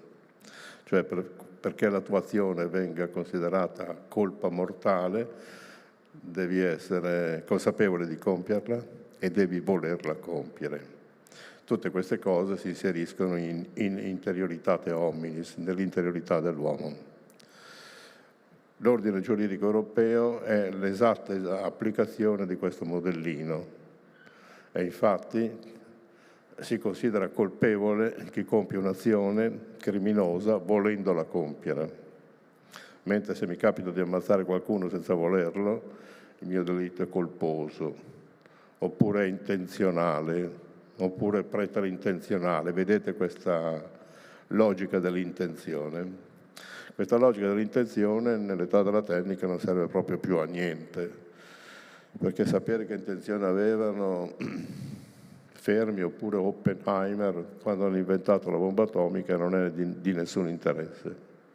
Molto più interessante è conoscere gli effetti della bomba atomica e quindi sarebbe meglio, invece che scrutare l'interioritate hominis, cosa che risulta anche molto difficile, considerare invece la colpa a partire dagli effetti che la tua azione produce.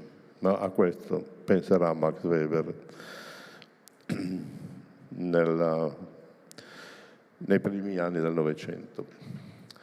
L'etica, un'altra etica è l'etica di Kant. Kant pensava giustamente che non si può derivare l'etica dalle religioni, perché siccome l'etica deve essere universale e valida per tutti, non la si può dedurre dalle religioni che sono diverse tutte una dall'altra. E allora bisogna costruire un'etica sulla base della sola ragione. Tutto questo è riassumibile in quella frase che leggiamo nella Metafisica dei costumi di Kant, là dove dice che l'uomo va trattato sempre come un fine, mai come un mezzo. Qui Kant non si accorge di riprendere esattamente l'impostazione cristiana del mondo, dove l'uomo è il fine e tutto il resto è un mezzo. Ma nell'età della tecnica è praticabile un'etica del genere. A parte che non è neanche praticato il trattamento dell'uomo come un fine, perché se viene un immigrato da noi, il fatto che sia uomo non è che ce lo fa trattare come un fine, mentre se diventa strumento di profitto allora viene accolto. Ma Kant sapeva benissimo che la sua etica era un'etica regolativa. Regolative sono quelle impostazioni morali che si sa che non si sono realizzate, che forse non si realizzeranno, ma verso cui bisogna tendere. Anche la democrazia non è perfetta, però è un'idea regolativa verso cui dobbiamo tendere. Si chiama regolativo questa procedura di accettare che quello che non si è realizzato, ma verso cui è opportuno tendere. Ma soprattutto non si può trattare l'uomo come un fine e tutto il resto come un mezzo, perché oggi come oggi, nell'età della tecnica, l'aria è un mezzo o un fine da salvaguardare? L'acqua è un mezzo o un fine da salvaguardare? E la flora, e la fauna, e l'atmosfera, la biosfera sono tutti mezzi? Una legge per funzionare deve essere psicologicamente interiorizzata. Se io stupro una ragazza ricevo la vostra riprovazione generalizzata. Se io inquino non ricevo la stessa riprovazione. Quindi la cura della terra non è ancora interiorizzata. E lo si vede nel modo con cui noi ci regoliamo con i nostri fiumi, i nostri scarichi, i nostri mari e tutte le altre cose.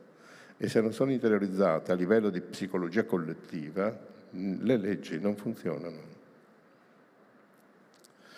E poi abbiamo la morale inaugurata da Max Weber, il quale dice che l'etica cristiana dell'intenzionalità non funziona nell'età della tecnica, bisogna sostituirla con l'etica della responsabilità. Io ti giudico sugli effetti delle tue azioni, non sulle intenzioni che la promuovono. Ma siccome Weber è molto intelligente, apro una parentesi dove dice finché gli effetti sono prevedibili. Chiusa la parentesi. Ora è proprio dalla tecnoscienza muoversi senza la previsione dei risultati.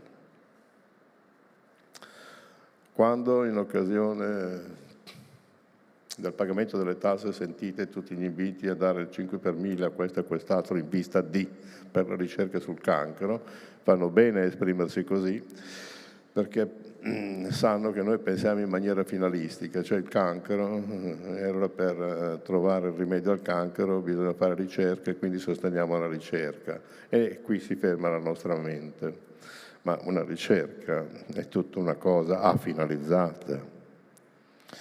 Fare una ricerca sul cancro significa per esempio che io devo studiare una molecola per una decina d'anni, tu studi un neurotrasmettitore per un'altra dozzina d'anni, tu studi questa cellula per altrettanti anni, dico 3 per dire 30.000 o 300.000.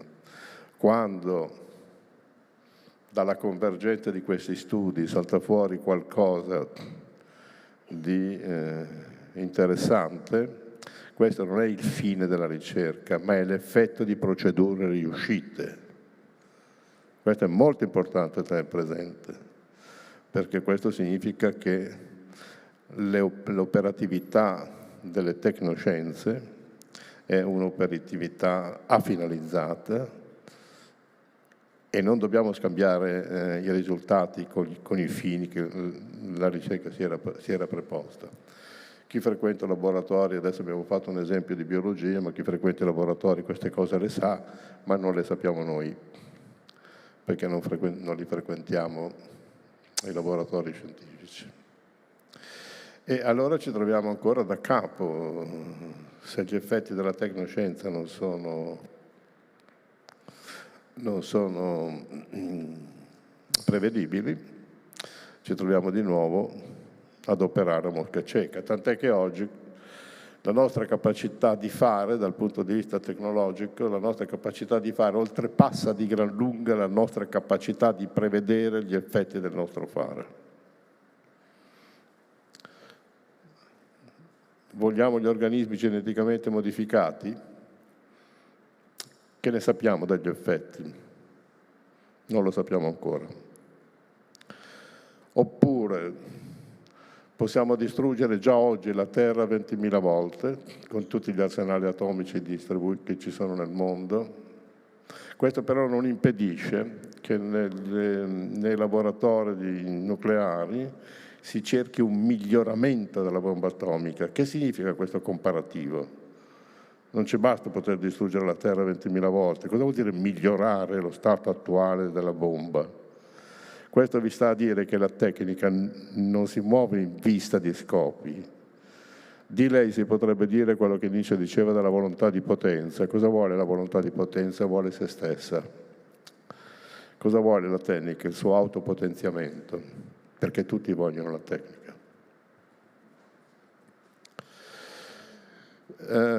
Quando è nata l'età della tecnica? Non quando sono comparse le macchine, lì c'era ancora un umanesimo molto fiorente, quindi non nell'Ottocento, neanche nel primo Novecento. Se pensiamo che nel primo Novecento abbiamo avuto fascismi, nazismi, stalinismi, comunismi, sta a dire che c'era ancora la mentalità che un uomo risolvesse i problemi. L'età della tecnica nasce, qui seguo l'ipotesi di un allievo di Heidegger che si chiama Gunther Anders, un ebreo, il quale si è recato in America per sfuggire alle persecuzioni, è andato a lavorare alla Ford, ha scritto al suo maestro Heidegger: maestro, lei mi ha insegnato che l'uomo è il pastore dell'essere, io qui alla Ford sono il pastore delle macchine. Nel rapporto uomo-macchina la guida è già passata alla macchina. Bene, Gunther Anders fa l'ipotesi che l'età della tecnica segua la logica che è stata tipica del nazismo. È un'affermazione forte, anzi dice che il nazismo è stato rispetto all'età della tecnica un teatrino di provincia. È una frase forte, però io la condivido abbastanza perché la logica è identica. E senza fare tutti i ragionamenti che fa Gunther Anders, semplifico portandovi un esempio, che è l'esempio di Gitta Sereni, una giornalista ungherese, naturalizzata inglese, che fa 170 interviste al comandante del campo di concentramento di Treblinka. 170 interviste che voi potete leggere in un libro ad Elf intitolato In quelle tenebre. e per 170 volte gli chiede cosa provava a fare le cose che faceva. E Franz Stangl non risponde mai. A un certo punto a Gita Sereni viene un'illuminazione. Vuoi vedere che Franz Stangl non risponde alla domanda cosa provava? Non perché si vergogna, ma perché non capisce la domanda. E infatti Franz Stangl alla fine risponde, dice, ma perché continui a chiedermi cosa provavo? Io non ero incaricato di provare qualcosa, io ero incaricato di far funzionare il sistema. E il sistema prevedeva che io sopprimessi 5.000 persone entro le 11 del mattino, 3.000 entro il pomeriggio, il metodo l'aveva ideato Weird, io lo eseguivo perfettamente, io ero un ottimo funzionario. Bon. Ecco, spostiamoci con qualche piccolo esempio nella nostra quotidianità. Se in una banca un capo area dice al suo funzionario mi devi vendere 1000 titoli deteriorati perché ne abbiamo troppi in cassaforte, li vendi a chi non se ne intende tanto di finanza, l'impiegato può provare qualcosa, ma poi cosa deve fare? O sta a ascoltare quello che prova, oppure esegue. Ma questo è in tutte le cose che sono regolate dalla razionalità tecnica, in tutte le cose. Prendete anche negli ospedali si applicano i protocolli a seconda delle patologie, ma io ho sentito in un congresso di cardiologia al San Raffaele di Milano un cardiologo che era ritenuto il più grande del mondo, un americano, il quale diceva che i malati cardiaci si collocano in una curva di Gauss. Quelli che stanno in mezzo, che sono i più, il protocollo funziona, ma quelli che stanno all'inizio o alla fine, se applicate il protocollo, li ammazzate. Allora io medico vedo che uno è all'inizio o alla fine della curva di Gauss. So che se applico il protocollo finisce male, ma so anche che se non lo applico e poi finisce male la colpa è mia, quindi applico il protocollo. Se un insegnante, sono tanti, svolgono i programmi ministeriali senza mai guardare in faccia ai ragazzi, senza mai seguirli nei loro processi emotivi e sentimentali, nella loro evoluzione, nel percorso di quell'età incerta che è l'adolescenza, senza mai seguirli in questo processo che si chiama semplicemente educazione, perché la scuola italiana istruisce ma non educa, per ragioni oggettive e ragioni soggettive che non sto a raccontare in questa sede, bene, è a posto. Se invece uno segue i ragazzi, li segue da vicino, li guarda in faccia, li segue nel loro percorso e poi non finisce i programmi ministeriali, non è a posto. Io che non pago le bollette online, quando vado in posta, devo andare in posta perché non sono capace di pagarle online, vedo ci sono le vecchiette che chiedono alle impiegate delle spiegazioni. Devo dire che le impiegate, almeno nell'ufficio dove vado io, sono molto gentili, le stanno ad ascoltare e poi alla fine dicono, vede, questo non è di mia competenza. Franz Stangl in buone maniere. E quello che ha buttato le bombe atomiche su Hiroshima e Nagasaki, alla domanda di Gunther Anders, che gli faceva la domanda ripetuta ogni giorno sul New York Times, cosa provavi? Cosa hai provato a buttare le bombe? Alla fine risponde, dice, nothing, that was my job. Niente, questo era il mio lavoro. Per cui nell'età della tecnica tu sei giudicato non per ciò che fai, ma per come lo fai. La tua responsabilità non è nel contenuto del tuo lavoro, ma è nella buona esecuzione del lavoro. Il contenuto del tuo lavoro è deciso dall'apparato e tu devi compiere le azioni descritte e prescritte dall'apparato. Noi italiani siamo i più bravi del mondo a costruire le mine antiuomo. Chi è un bravo operaio? Quello che su 100 mine che confeziona, 99 saltano. Perché se ne saltano solo 50, non è un buon operaio. capito il modello? Se questa razionalità tecnica diventa il modo abituale di pensare da parte nostra, e secondo me lo è già diventato, e allora la responsabilità è esattamente la responsabilità che conoscevano i nazisti, la responsabilità nei confronti del superiore, ma mai nei confronti della persona che hai di fronte. È una responsabilità limitata alla verticalità delle mansioni, ma non agli effetti delle tue azioni. E questo è un grosso problema connesso alla razionalità tecnica. E poi per la razionalità tecnica tutto quello che nell'uomo è irrazionale, e nell'uomo è irrazionale il dolore, è irrazionale l'amore, è irrazionale l'idealizzazione, l'immaginazione, l'ideazione, il sogno.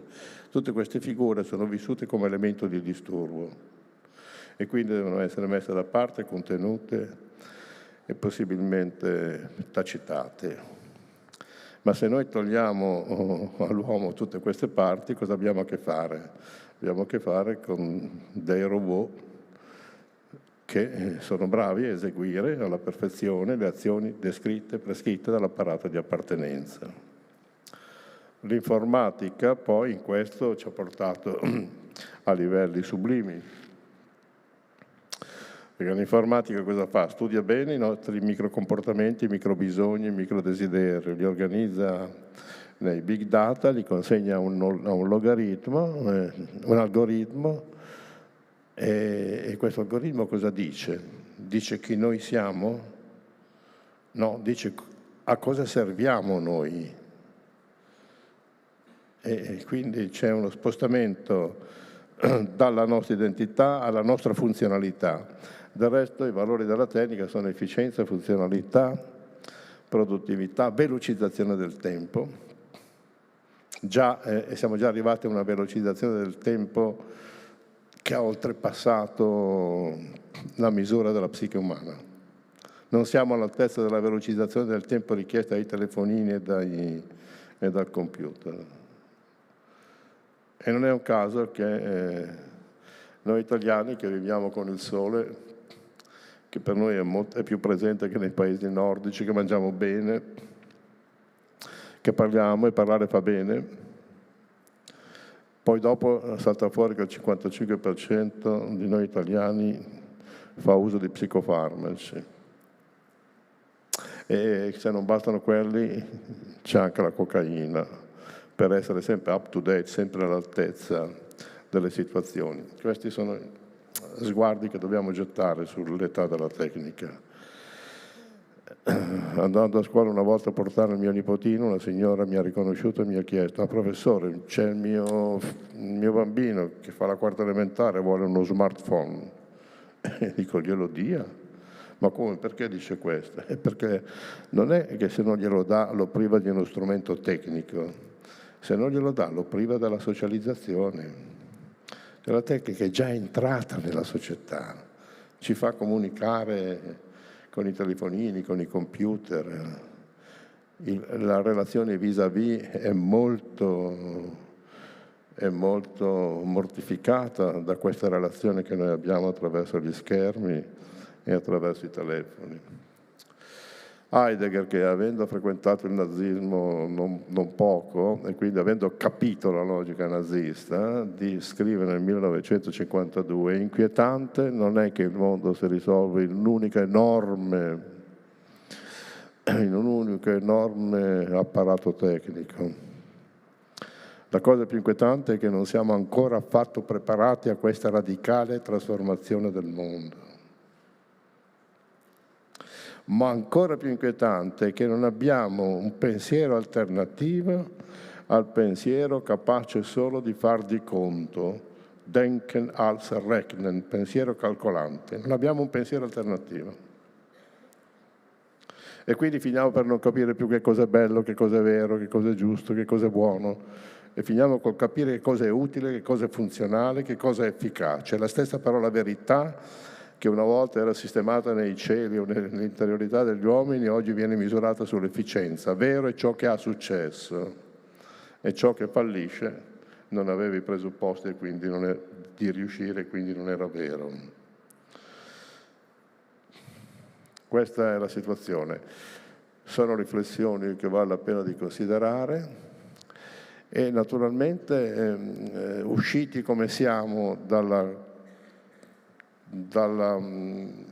dimensione umanistica che ha caratterizzato l'uomo occidentale, siamo entrati in una dimensione di carenza di senso. Perché la tecnica non ha scopi, non dischiude un senso, non apre scenari che abbiano un significato. Carenza di senso non vuol dire che non capiamo ciò che succede, ma che non abbiamo un orizzonte di significatività rispetto al quale pervenire ad una comprensione sensata del mondo.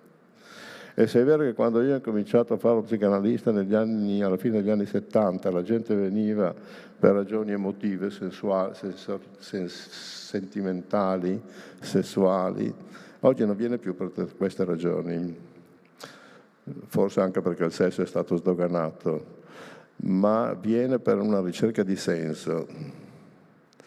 E gli dico, guarda, non c'è senso. Oppure se stai ricercando il senso, lo stai concependo esattamente come la tecnica ti chiede di concepire tutte le cose, come strumento. Il senso è diventato uno strumento per vivere e allora nella logica della strumentazione anche il senso può essere accolto nell'unità della tecnica. Bene, grazie. Buona serata. No, professore, no, non vada via. Non vada via, come? Ho raccontato urbi e torbi, e prego il professore Odifredi di raggiungermi qui un secondo, che c'era un momento particolare, perché è tutta la vita che sogno di avere un grande pensatore come lei, che ci ha raccontato in un tempo così breve praticamente la storia del sapere, e un matematico. No, i matematici sono in questo momento, come dire, star riconosciute. Ecco, io ho una domanda semplice, e quando vi posso perdere l'occasione di porla a tutti e due?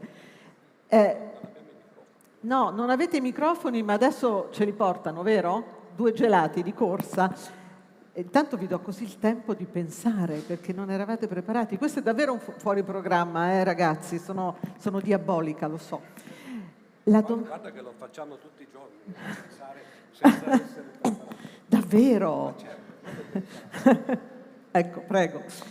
Se uno è preparato non pensa, si pensa quando non si è Allora non vi do neanche il tempo di pensare. Qual è in tutto questo caos del momento, qual è secondo voi la possibilità di speranza? La tecnica, ho capito, no. I freddi numeri, chissà. Insomma, noi abbiamo qui una platea di ragazzi. Che cosa possiamo trasmettere in termini di speranza legata alla conoscenza? Allora, la speranza dobbiamo seguire il monito di Pasolini, che l'ha tolta dal suo vocabolario, e l'ho tolta anch'io, ma l'hanno già tolta anche loro la speranza. E i ragazzi oggi cosa fanno? Il futuro per loro non è una promessa, perché il futuro per loro, se non è una minaccia, è certamente imprevedibile. Quando il futuro è imprevedibile non retroagisce come motivazione, perché devo lavorare, perché mi devo impegnare, al limite perché devo stare al mondo. Eh sì, se ne suicidano 400 all'anno di studenti nelle scuole superiori in Italia, non ce lo scordiamo. Attenzione! E allora loro che cosa fanno? Non so, io sono arrivato a pensare addirittura che i ragazzi oggi bevono e bevono tanto, si drogano, ma mio figlio no, dagli un'occhiata, non tanto per il piacere che possono dare questi 2 fattori, quanto piuttosto utilizzano alcol e droga come un anestetico per contenere l'angoscia che provano quando sporgono lo sguardo sul futuro. Capito questo? Allora apriamo bene gli occhi, evitiamo di pensare che questi ragazzi si drogano per il piacere di drogarsi. No, assolutamente, si drogano come un anestetico e vivono 24 ore su 24 in presa diretta, in assoluto presente. perché non hanno nessuna motivazione. E finché non guardiamo la realtà per come è fatta e continuiamo a muoverci con la categoria cristiana della speranza, quasi che il futuro dovesse porre rimedio al passato senza che noi stiamo lì fermi a sperare, io sono arrivato anche a dire che non bisognerebbe far leggere ai ginnasiali i Promessi Sposi, perché gli si dà un brutto messaggio, gli si fa sapere che la storia è fatta dalla provvidenza, non da loro. E su questo i ragazzi invece pensano giustamente che la storia la fanno loro. Quando si toccano quelle giovani vite lì, si considera quello che gli è stato promesso. Del resto queste cose Nietzsche le aveva dette 150 anni fa, quando aveva inaugurato il nichilismo. Cos'è il nichilismo? Manca lo scopo, il futuro non è una promessa, manca la risposta al perché devo impegnarmi, perché devo lavorare, perché devo studiare, perché devo stare al mondo. Poi ho detto che tutti i valori si svaltano, ma questo non ha nessuna rilevanza, non è interessante. Ma è interessante quelle due prime battute: manca lo scopo, manca la risposta al perché. Questa è la situazione attuale dei giovani d'oggi. Odifreddi. Io sono molto ammirato del professor Galimberti, che conosco da tanto tempo e siamo amici, ma lo invidio soprattutto per il fatto di, anzitutto, di capire le domande e poi di avere una risposta immediata a queste domande. Tu hai chiesto il futuro.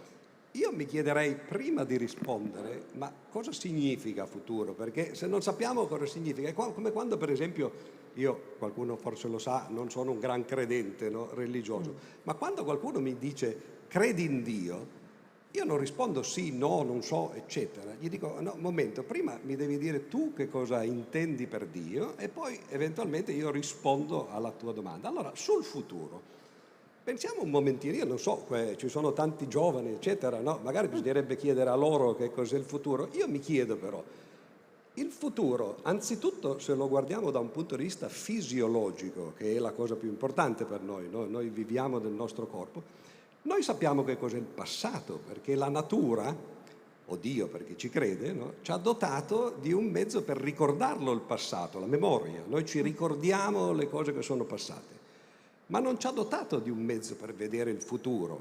Tiresia, qualcuno ce l'aveva, no? Chi vede il futuro in genere non c'ha qualche rotella fuori posto. Se andiamo ad analizzare che cos'è il futuro, ma guardiamo per esempio una lingua più semplice della nostra, perché la nostra poi, e non parliamo del tedesco che è ancora peggio da questo punto di vista, no? Ci porta poi alla fine a dire un sacco di parole, no? E perdendo un po' di vista il punto della questione. Se prendiamo l'inglese, che è una lingua rudimentale forse, ma gli inglesi non sarebbero contenti di questo, no? Come fanno gli inglesi a fare il futuro? Hanno due ausiliari, no? I will e I shall. Voglio e devo. Il futuro è solo ciò che noi vogliamo e ciò che noi dobbiamo fare.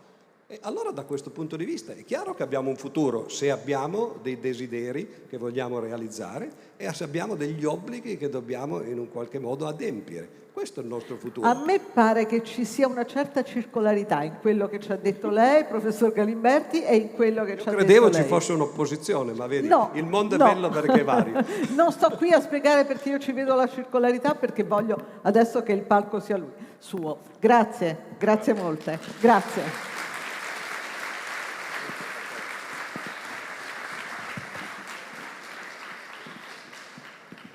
Bene, adesso tocca a me, ma anzitutto metto a posto la tecnica, per così dire, no? Come diceva Galimberti, per sapere quanto parlo, così evito di sforare troppo il tempo che mi viene concesso, il tempo che mi rimane, come si direbbe in altri campi. Allora, a me piacerebbe rispondere al professor Galimberti, col quale appunto, come dicevo, siamo amici da tanto tempo. Non sono d'accordo con nemmeno una delle cose che ha detto, credo, no? Quindi per questo avrei bisogno di un tempo analogo, no? Al suo.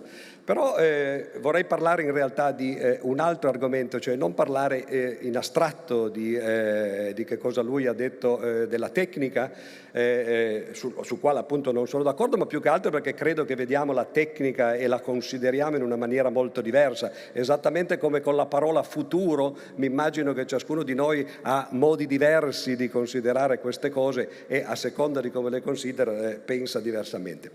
Però io sono un matematico, quindi in genere sono attratto dai numeri e ne ho sentiti pochi nella sua conferenza, ma qualcuno sì.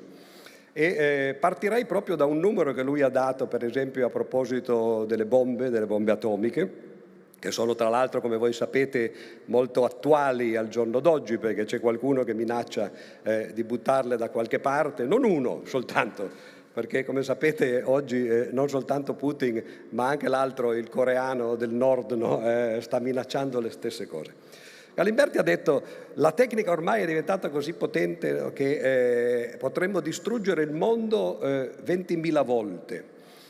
E uno si può chiedere allora per quale motivo avere 20.000 ordigni quando ne basterebbe uno per distruggere il mondo. Ed è proprio questo il discorso che vorrei fare, non solo sulla bomba, anche su quello magari, ma in particolare su questa parola che c'è scritta qui davanti, sulla sostenibilità. Bisogna stare molto attenti quando si parla delle cose, perché se non le si inquadra in maniera quantitativa, che forse il professor Galimberti considererebbe un difetto farlo, no? Cioè aggiungere dei numeri, si finisce forse poi alla fine di parlare magari di cose che ci sembrano vere, no? Ma che poi magari vanno fuori strada. È vero che noi potremmo distruggere il mondo 20.000 volte? La risposta è no, non potremmo farlo nemmeno una volta. Abbiamo 20.000 ordigni nucleari, meno credo, perché la Russia, che è lo Stato che ne ha di più, ne ha circa 5.000, tra 5.000 e 6.000, poi non è chiaro quanti ce ne siano esattamente. Ma gli ordigni non sono in grado di distruggere il mondo. Tra l'altro molti di voi, troppi di voi, perché questo dimostra la mia età oltre che la tua, no? Sono troppo giovani per ricordarselo. Ma 2 bombe nucleari sono già state usate contro una popolazione civile. E il mondo non è saltato in aria, l'hanno fatto gli americani, che oggi giustamente si stracciano le vesti perché lo vuole fare qualcun altro, ma quell'altro gli ha ricordato agli americani che loro l'hanno fatto finora e sono gli unici ad averlo fatto. L'hanno fatto a Hiroshima e Nagasaki e hanno distrutto 2 città, ma quella è una cosa molto diversa da distruggere il mondo e scalfire a malapena la superficie del nostro globo. Le bombe atomiche non distruggono il mondo, fanno danni, no? E il problema della sostenibilità è un problema analogo. Anche qui vorrei mettere il puntino sulle i, perché spesso credo che ci siano qua degli esponenti, che ce n'era sicuramente uno prima nel dibattito precedente, di Fridays for Future, e ormai sono alcuni anni che fortunatamente ci si sta allertando, diciamo così, ai problemi del clima. Però quello che si può contestare a ciò che dicono coloro che giustamente combattono il problema climatico, l'emergenza climatica, sono gli slogan che a volte vengono usati e che sono sbagliati, esattamente come dire possiamo distruggere il mondo 20.000 volte quando in realtà non è quello che possiamo fare. Lo slogan che si dice quando si analizzano i problemi della sostenibilità è: stiamo distruggendo il pianeta, dobbiamo salvaguardare il pianeta, salviamo la Terra.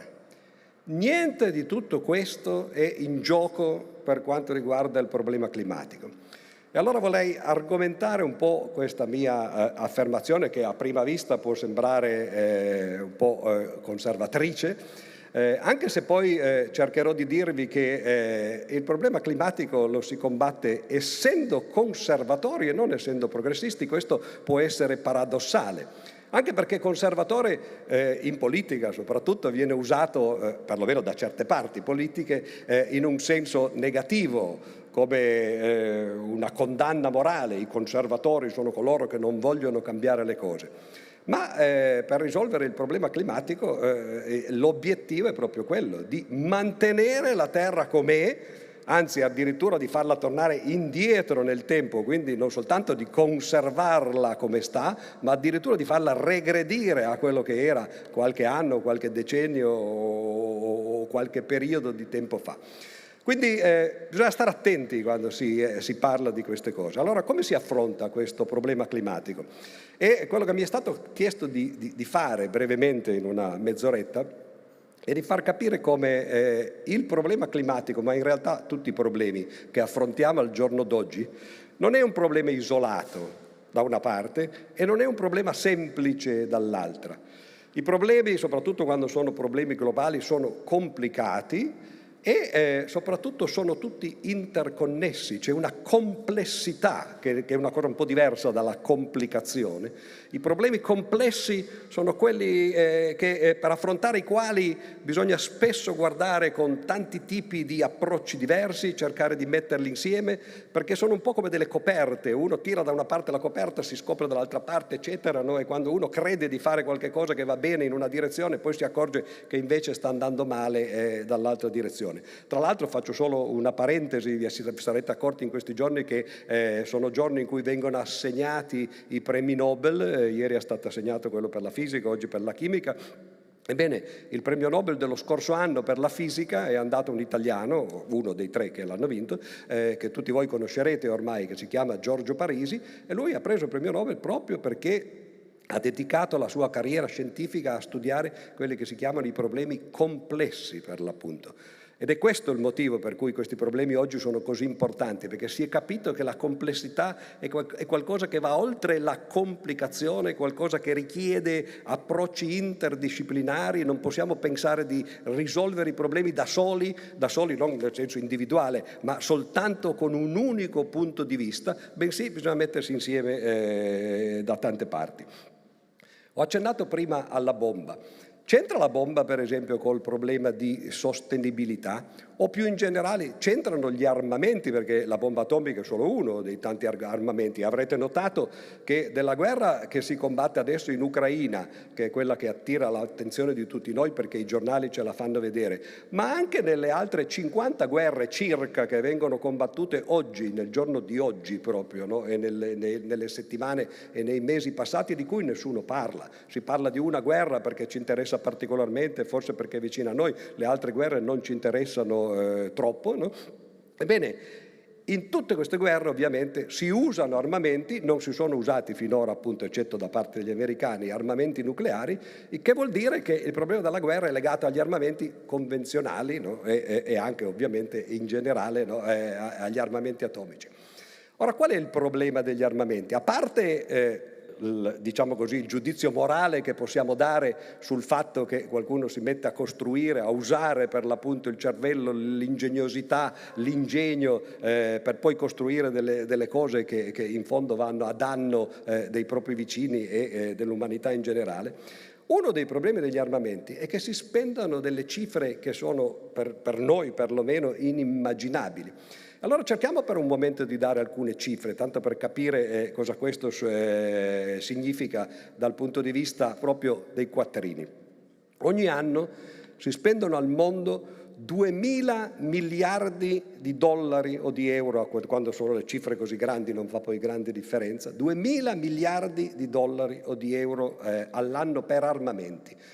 Soldi che è difficile quantificare, non so quanto voi avete sul vostro conto in banca, potete immaginare quanto ha il conto in banca per esempio lo Stato italiano. Lo Stato italiano ha 3.000 miliardi di debiti, no? Quindi praticamente è come se il mondo facesse ogni anno, non spendesse 2.000 miliardi come tutto quello che l'Italia, un po' meno diciamo così, no? Che l'Italia ha di debito, no? Viene buttato via in armamenti. Ora voi direte, certo, perché ci sono gli stati guerrafondai, quelli che fanno le guerre, quelli che appunto costruiscono gli armamenti e poi li usano. Allora andiamo a vedere come la torta dei 2.000 miliardi di armamenti viene divisa nel mondo. 800 miliardi di quei 2.000 miliardi, che significa il 40%, li spendono gli Stati Uniti d'America. 40% della fetta, no? Sono spesi così. Altri 400 miliardi vengono spesi dagli Stati europei. 800 più 400, non lo chiedo al filosofo, no, ma chiunque no, lo potrebbe fare, fa 1200.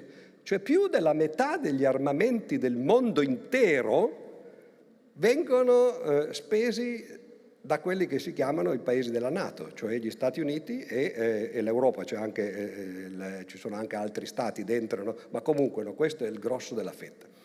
Allora uno comincia a pensare e dire, ma come? Ma com'è che noi ce l'abbiamo tanto con quelli che fanno le guerre, giustamente, no? Poi però siamo noi che spendiamo la maggior parte degli armamenti che vengono prodotti ogni anno, tra l'altro. Non è che una volta uno li fa, no, come il nostro debito e quello è lì, non è che ogni anno noi facciamo 3.000 miliardi, per fortuna, no? 3.000 miliardi di debiti. Quello è il debito totale. No, questi ogni anno noi stiamo facendo così. E Putin, per esempio, il cattivo, no, di questo film western che stiamo vedendo da 7-8 mesi sui giornali italiani, nei telegiornali italiani, quanto spende Putin? Spende 60 miliardi l'anno, che è la stessa cifra che spende la Germania, la Francia, l'Inghilterra. Lui da solo spende quanto la Francia, ma la Francia spende quanto la Russia però. La Russia è un sesto del mondo. Ha più di 200 milioni di abitanti, ciò nonostante la Francia spende tanto come lui, ma anche la Germania spende come lui, anche l'Inghilterra spende come lui. Allora ci accorgiamo che se uno guarda ai numeri, i quali non mentono, forse le cose cominciano a cambiare di prospettiva. E come percentuale la cifra che Putin spende degli armamenti mondiali è il 3% di quello che viene speso ogni anno, quando noi invece spendiamo quasi il 60%, 55%. Questa è la prima cosa. Questo ha a che fare con la sostenibilità, certo, perché se quei soldi invece di essere buttati nelle armi, che poi tra l'altro non sono buttati, voi direte perché si fanno le guerre? Uno dei motivi principali per i quali si fanno le guerre, voi direte perché ci sono motivazioni politiche, ideologiche, religiose, eccetera. Quelle sono le motivazioni che servono, sono i cerini, diciamo così, che accendono il fuoco, no? Perché, che cercano in qualche modo di far partecipare la gente alle guerre. Ma in realtà le guerre si combattono perché gli armamenti sono un grande business. E allora qui arriviamo al problema del business. Forse il problema della sostenibilità è legata al modo in cui noi pensiamo di produrre le nostre merci e di consumare le nostre merci. Se una grossa parte di ciò che si produce al mondo sono armamenti, e che poi ovviamente devono essere usati come armamenti, allora le cose forse vanno in una direzione che non è quella corretta. Qual è il primo problema, secondo voi, per il clima? Qual è la prima causa che genera il problema climatico? Sono sicuro che molti di voi avranno, anzi probabilmente tutti, no, avranno la loro causa preferita in mente. Forse pochi di voi pensano che in realtà, quella che è la risposta corretta purtroppo, che il primo problema, la prima causa del problema climatico e delle questioni di sostenibilità è la popolazione mondiale. Se noi fossimo pochi, se fossimo per esempio 500 milioni al mondo, ovviamente le cose sarebbero completamente diverse. Quanti siamo ormai? Siamo 8 miliardi. 8 miliardi è un numero enorme, che è possibile, in questo il professor Galimberti ha ragione, è possibile mantenere soltanto perché ci sono stati avanzamenti tecnologici. La terra, com'era qualche secolo fa, non sarebbe stata in grado, con le coltivazioni per esempio, no, fatte a mano magari, no, senza grandi macchinari eccetera, senza l'azoto ad esempio che è stato scoperto solo un secolo fa, che permette di fare i concimi ad esempio, no, non si potrebbero mantenere così tante persone. Quindi la tecnica sicuramente, la tecnologia e la scienza hanno anche questi effetti tutto sommato negativi, permettono il sostentamento di un grande numero di persone, ma queste persone ovviamente consumano energie, consumano risorse, e 8 miliardi di persone incominciano ad essere troppi. Voi direte, come si fa ad abbassare la popolazione?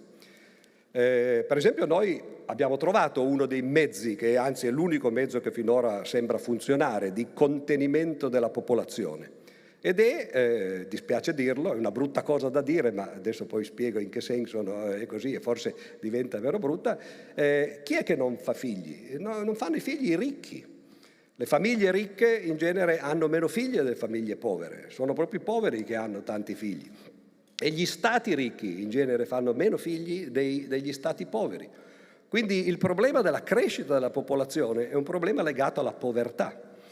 E allora come si dovrebbe fare per calmierare la popolazione? Anche se ci fosse qualcuno di voi molto conservatore qui dentro che pensasse, che dice ma sì, facciamo qualche guerra e risolviamo in parte il problema, si sbaglierebbe. Perché benché in questo caso i numeri facciano venire i brividi, la seconda guerra mondiale ha fatto 50 milioni di morti. Ora, se anche si facesse adesso una guerra mondiale e ci fossero di nuovo 50 milioni di morti, o se ce ne fossero 100 milioni di morti rispetto a 8 miliardi non sono nulla. Il problema della popolazione rimarrebbe uguale, anche se ci fosse una guerra mondiale o se ne fossero 2 o 3, non cambierebbe il problema. E allora non è questo il modo di risolvere il problema della popolazione. Qual è l'unico modo, appunto, di impedire che le nazioni povere facciano tanti figli, mentre quelle ricche ormai si sono già fermate? Voi sapete, lo dico tra parentesi, che la nostra, per esempio, la nostra nazione italiana è una nazione a crescita zero. In realtà muoiono più persone in Italia di quanto non ne nascano. Poi in realtà il livello si mantiene più o meno uguale durante gli anni perché c'è l'immigrazione. Quindi in realtà gli immigrati che arrivano circa in 500.000, una cifra di 500.000 all'anno, mantengono il livello della popolazione più o meno costante durante gli anni, ma altrimenti no, diminuirebbe. C'è qualcuno a cui questa cosa non piace, il Papa per esempio, il quale l'altro giorno ha detto, ma i papi l'hanno sempre detto questo, no? Cioè dice: credo di poter dire agli italiani che devono fare più figli. Ma come? Ma il Papa, che crede di essere un ambientalista, che ha scritto un'enciclica che si chiama Laudato Si, ispirata a San Francesco, eccetera, e non si accorge che quando uno fa un figlio in Italia lo fa nel mondo. E se il problema è mondiale, come è ovvio che i problemi ormai sono mondiali, aggiungere figli in Italia contribuisce ovviamente ad aggravare il problema e non certo a risolverlo. Allora quale sarebbe la soluzione? La soluzione ci sarebbe molto semplice. Sarebbe che gli stati ricchi, che ormai hanno introiti che sono enormemente superiori a quelli che sono i bisogni dei loro cittadini, devolvessero un'enorme fetta di ciò che hanno ai paesi poveri. E questo risolverebbe, non soltanto alla lunga naturalmente, non dall'oggi a domani, ma farebbe diventare più ricchi i paesi del terzo mondo, i quali naturalmente calmiererebbero la loro popolazione, e non solo. Nel momento in cui incominciassero a star bene a casa propria, non verrebbero più a casa nostra, come si dice in certe parrocchie politiche, no? Cioè non ci sarebbe più il problema dell'immigrazione. 2 piccioni con un'unica fava, una fava molto costosa naturalmente, cioè trasferire risorse da una parte all'altra. Voi direte, ma per quale motivo noi dovremmo trasferire le nostre risorse a quegli altri? Poi dipende dalla vostra idea politica, no? Beh, questo è interessante perché un secolo fa, forse un po' di più, ormai siamo nel 2022, quindi 120 anni fa, agli inizi del Novecento, un economista italiano, qui vedete come tutte le cose cominciano a entrare in gioco, perché prima abbiamo parlato degli armamenti, adesso stiamo parlando della ricchezza, arriva l'economia, no? E così via, e arriveremo anche ovviamente al problema più centrale, cioè alla sostenibilità. Dicevo, un economista italiano che si chiamava Wilfredo Pareto, fece una scoperta strana, che agli inizi era una scoperta, infatti lo stupì.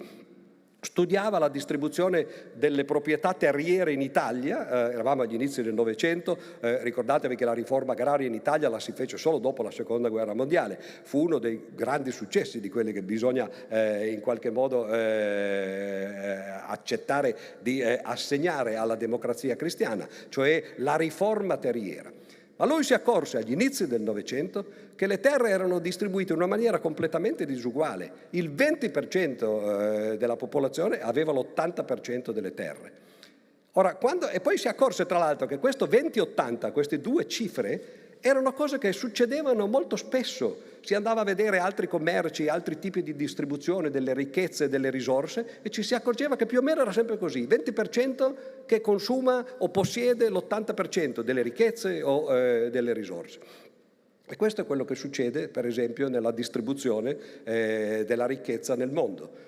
Più o meno, anzi in realtà oggi le cose stanno diventando ancora peggio. Non è soltanto il 20% della popolazione mondiale che possiede l'80% della ricchezza mondiale, ma è ancora peggio, perché l'1% della popolazione mondiale possiede la stessa ricchezza che ha il 99% rimanente, cioè la ricchezza mondiale divisa in 2 parti, la torta della ricchezza, 2 parti, una parte ce l'ha l'1%. Della popolazione mondiale, sono 8 miliardi di popolazione, sono 800 milioni, 80 milioni, l'1%, no? E dall'altra parte tutto il resto della popolazione c'ha esattamente come questi. Ed è ancora peggio, perché addirittura, questo cambia a seconda degli anni, c'è una rivista che si chiama Forbes che ogni anno fa queste classifiche e mette dentro le classifiche gli uomini più ricchi del mondo. e poi si vanno a confrontare con i più poveri. A seconda degli anni sono 20, sono 15, sono 25, ma una ventina di persone, 20 persone, cioè qui ci siamo un centinaio, 200, eccetera, 20 persone al mondo posseggono la stessa ricchezza della seconda metà del mondo. 4 miliardi di persone, i poveri, 4 miliardi messi insieme, hanno tanto quanto quelle 20 persone. Allora capiamo che qua c'è un problema forse un po' più grande di quello semplicemente del problema climatico, che è una delle facce di questa situazione mondiale. Cioè che c'è un'enorme differenza, un'enorme disuguaglianza nel mondo. Sarebbe giusto che il 20% della popolazione mondiale avesse il 20% delle risorse, che il 40% avesse il 40%, che l'80% avesse l'80%, che le risorse fossero distribuite secondo una retta a 45 gradi, come direbbero i matematici. E se uno va a vedere come sono distribuite invece, c'è una curva sotto. E quando uno fa il rapporto tra il triangolo, quello che sarebbe ottimale, cioè una retta a 45 gradi, e qualunque percentuale della popolazione ha esattamente quella percentuale delle risorse o delle ricchezze, e invece la curva che descrive la situazione reale, si trova un numero che anche lui ha il nome di un altro economista italiano che si chiama Gini, si chiama coefficiente di Gini. Questo coefficiente di Gini va da 0 a 100 e più cresce e più le cose diventano lontane dall'ottimo, no? E diventano brutte, diciamo così, dal punto di vista della distribuzione. Si va a calcolare quali sono i coefficienti di Gini. Sapete che cosa si è visto? Si sono fatte per esempio le distribuzioni mondiali, no? Poi si può vedere anche stato per stato, ma si guarda coefficienti di Gini, cioè la distribuzione delle ricchezze nel mondo, si fa una curva e si vede che questo coefficiente dal 1800 al 2000, sono passati 200 anni, sono gli anni della rivoluzione industriale, della crescita del capitalismo. Tu hai citato Adam Smith, per esempio, che era un signore del Settecento, no? Che appunto nella ricchezza delle nazioni, e anche prima in un libro di etica, perché poi lui era un filosofo di etica, aveva introdotto un'immagine molto bella, quella della mano invisibile. Cioè dice, lasciamo che gli industriali, i piccoli proprietari, coloro che vogliono ingegnarsi facciano quello che vogliono, perché poi c'è una mano invisibile che guida il mercato verso il benessere comune. C'era una teoria analoga nell'economia che diceva lasciamo che i ricchi si arricchiscano perché loro mangiano, questa è una metafora ovviamente, mangiano sulle loro, anche perché i ricchi in genere sono anche piuttosto tirchi, quindi non fanno esattamente così, no? Ma comunque mangiano sulle loro tavole imbandite, no? Spendono un sacco di soldi per questo, però dalle tavole cascano giù le briciole eccetera, e la gente che mangia le briciole poi alla fine cresce pure lei, no? È la cosiddetta in economia teoria della percolazione, no? Dripping. Ebbene, si è visto che quando uno guarda il coefficiente di Gini succede esattamente il contrario. La disuguaglianza sale, sta salendo ed è salita negli ultimi 200 anni, dagli inizi, anche prima della rivoluzione industriale, fino ad oggi.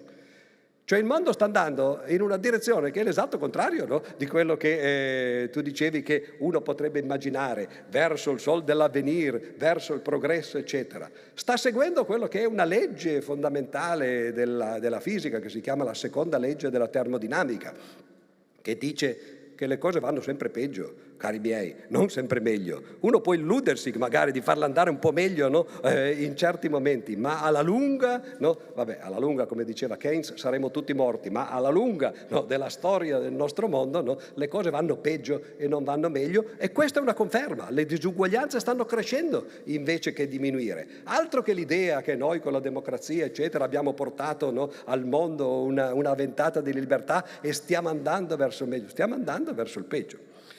E arriviamo però al problema climatico, perché questo è quello veramente essenziale. È vero o non è vero che stiamo distruggendo la Terra? Purtroppo, o per fortuna, a seconda di quali sono i vostri gusti e quali voi vorreste che fosse la risposta è no, non stiamo affatto distruggendo la Terra. E vi voglio anche qui dare dei dati, perché altrimenti poi si rischia un po' di parlare così soltanto in astratto. Anzitutto perché si dice che c'è un problema climatico, che il mondo si sta surriscaldando. Lasciamo perdere il sur, che vuol dire che si sta riscaldando troppo, ma cominciamo a vedere se è vero che si sta riscaldando. Certo, è vero. perché si guarda dal 1850 circa, che tra l'altro è il momento in cui si è ottenuto, ci sono dei dati affidabili, e quello è il momento in cui è arrivata tra l'altro la rivoluzione industriale, appunto, e si è visto che effettivamente dal 1850 fino ad oggi, sono passati 170 anni circa, la temperatura media del pianeta effettivamente è salita. Di quanto? Lì dipende molto da come la si misura, ma comunque è salita di circa un grado, che bisogna stare attenti, perché non è che quando arriva l'estate ovviamente la temperatura, che non è media ovviamente, è locale, stagionale, no? Sale di molti più gradi, d'inverno magari abbiamo sotto zero, d'estate abbiamo 30 gradi, no? Però la temperatura media del pianeta, no, effettivamente è salita di 1 grado. Ora il problema è questo, ci dicono che se continua a salire così, a causa ovviamente di quello che si chiama l'antropocene, l'effetto antropomorfico, che in realtà è l'effetto della rivoluzione industriale, che è una curva che sta salendo molto vertiginosamente, se salisse ancora alla breve di 2 o 3 gradi, ecco, che cosa succederebbe? Quello che di solito viene detto, si dice, il pianeta andrebbe in tilt, no? La Terra sarebbe distrutta e così via. Allora, vediamo se questo è vero, perché è questo il vero problema, e poi vedremo qual è la conclusione corretta da trarre da questi dati. Allora, noi stiamo calcolando l'aumento della temperatura, abbiamo detto, dal 1850, ma com'era prima del 1850? Perché anche qui uno sta calcolando, ma non un valore assoluto, un aumento, no? Un valore relativo rispetto a quello che c'era prima. Beh, se uno va a vedere la storia degli ultimi 2000 anni, più o meno quelli della nostra era, no? Quelli dall'epoca, io che non sono credente, a me non piace dire, no? Dopo Cristo, anche perché mi dicono i teologi che Cristo è nato nel 4 avanti Cristo, no? E questo è il primo miracolo della storia, no? Gesù che nasce 4 anni prima della sua nascita, quella è una cosa che solo un Dio onnipotente può fare, ma a parte la battuta, no, così sciocca, no? Dicevo, guardiamo gli ultimi 2000 anni della nostra storia. Beh, la cosa interessante è che prima del 1850, per 300-400 anni, c'è stata quella che si chiama una piccola era glaciale, in realtà un periodo freddo, in cui le temperature erano molto fredde. Quindi il fatto di per sé che dopo queste temperature fredde ci sia stato un aumento non significa molto. Se prima faceva freddo, adesso fa un po' meno freddo, si potrebbe dire, mentre noi stiamo dicendo sta facendo troppo caldo. Queste piccole ere glaciali, questi periodi di raffreddamento, ce ne sono stati parecchi altri, e anche naturalmente al contrario di riscaldamento. Tutti voi avrete letto a scuola, ho sentito parlare a scuola del fatto che Annibale è venuto in Italia dalla Spagna con gli elefanti. Ora, come avrebbe potuto Annibale passare le Alpi con gli elefanti, che sono animali ovviamente africani, no? Quindi abituati al caldo, quando se sulle Alpi ci fosse stata la neve? Il problema era che quello invece, a cavallo tra l'era precedente alla nostra e la nostra era, in realtà quello era un periodo caldo, in cui, per esempio, sulle Alpi e sulle montagne non c'era neve o c'era poca neve, no? Quindi incominciamo a capire che il clima va su e giù, non è che sia sempre stato fino al 1850 una certa temperatura e da quel momento lì la temperatura ha cominciato a salire. Questi sono 2000 anni, però 2000 anni, certo, dal punto di vista della storia sono tanti, dal punto di vista della civiltà anche, perché noi pensiamo che la nostra civiltà sia qualcosa di congenito, legato all'uomo, ma la civiltà quanto può avere? 10.000 anni, a dire tanto. Si calcola l'inizio della civiltà da quando l'uomo, e la donna naturalmente, perché altrimenti se oggi non dico così, no, le cose non vanno bene, no, ma l'essere umano, no, ha cominciato a coltivare le terre e a allevare gli animali, no? Prima si era raccoglitori e cacciatori, no? E la civiltà è nata da quel momento lì. La scrittura, per esempio, che è qualcosa che noi associamo ovviamente alla civiltà, la scrittura è nata 3.500-4.000 anni prima della nostra era, quindi sono 6.000 anni circa, no? Tra l'altro è una storia interessantissima vedere come è nata, che mi piace rivendicare anche perché prima è nata la notazione matematica e dopo è nata la scrittura come conseguenza, ma questa è una cosa che butto lì soltanto perché così dopo a cena col professor Galimberti discutiamo, no, sul primato tra la matematica e l'umanesimo, no, eccetera. Ma dicevo, se noi andiamo invece indietro molto di più, E guardiamo per esempio gli ultimi 500.000 anni, quello è un periodo molto lungo, no? Naturalmente, stiamo parlando adesso di 2000 anni della nostra era, guardiamo a 500.000 anni. Come si fa a sapere qual era la temperatura in quei periodi lì? Beh, bisogna andare a fare carotaggi, per esempio, all'Antartide, nei ghiacci, eccetera, guardare gli alberi, no? Come voi sapete che gli alberi in qualche modo registrano, no? Il passaggio non solo degli anni, ma anche dell'umidità, per esempio, a seconda che gli anelli degli alberi siano più o meno spessi, eccetera. Cosa si scopre in questi 500.000 anni? Che ogni 100.000 anni circa, è chiaro che quello non è un orologio, no, di quelli precisi, però circa ogni 100.000 anni c'è stato un periodo glaciale, no? E poi c'è stato un riscaldamento successivo a questo periodo glaciale.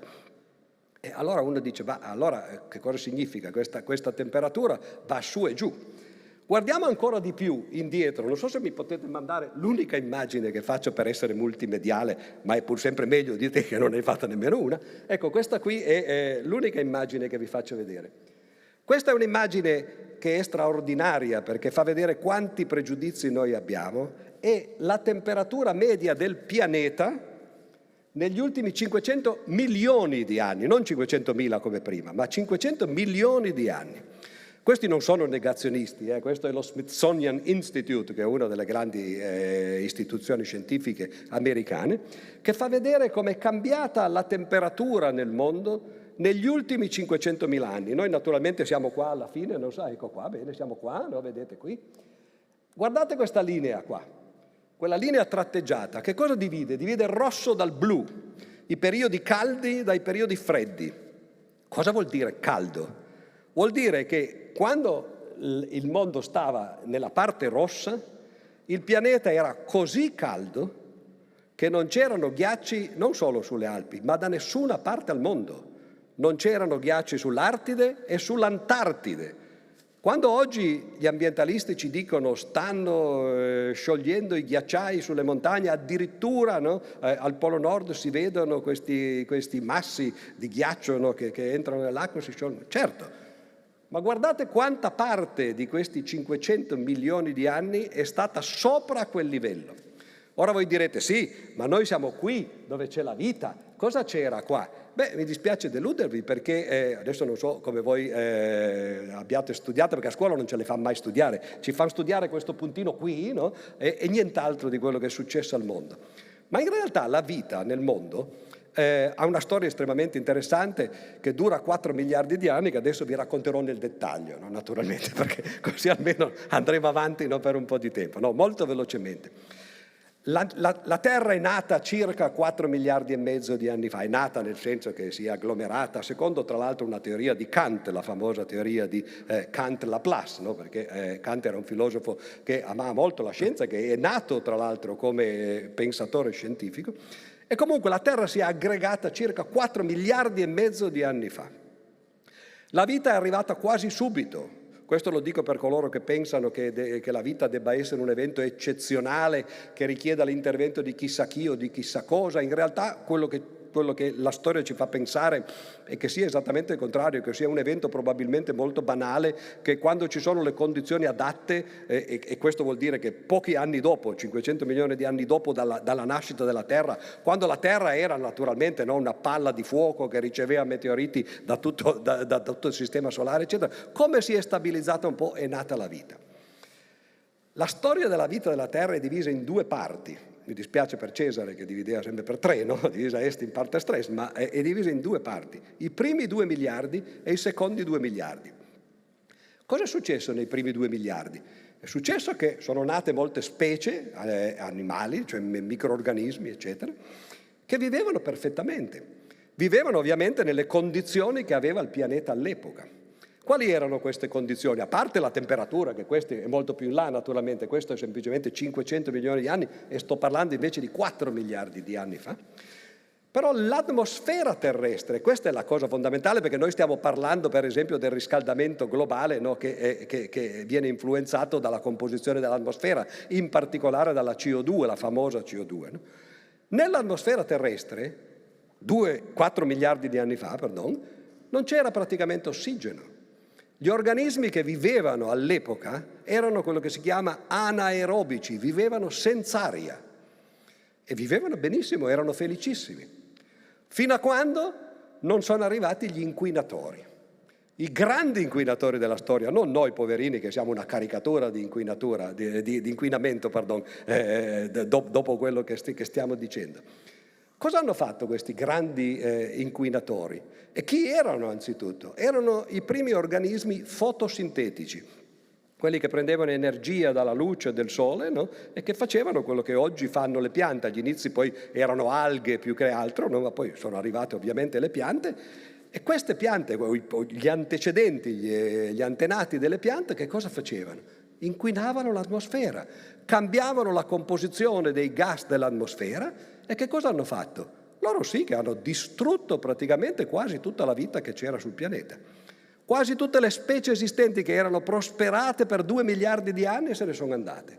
Quella si chiama nella storia biologica, si chiama la catastrofe dell'ossigeno, catastrofe dell'ossigeno, ma noi stiamo parlando del contrario, noi stiamo dicendo che stiamo ritornando in piccola parte a come era fatta l'atmosfera prima, no? E ci sembra che sia una cosa, ma la vera catastrofe è stata che fosse arrivato l'ossigeno. E quegli organismi, tutti quasi se ne sono andati, eccetto qualcuno che è riuscito a rifugiarsi nei posti più disgraziati del mondo, a volte sottoterra, no? A volte nelle fosse calde del mare, e a volte sapete dove si sono nascosti? Si sono nascosti negli intestini degli animali.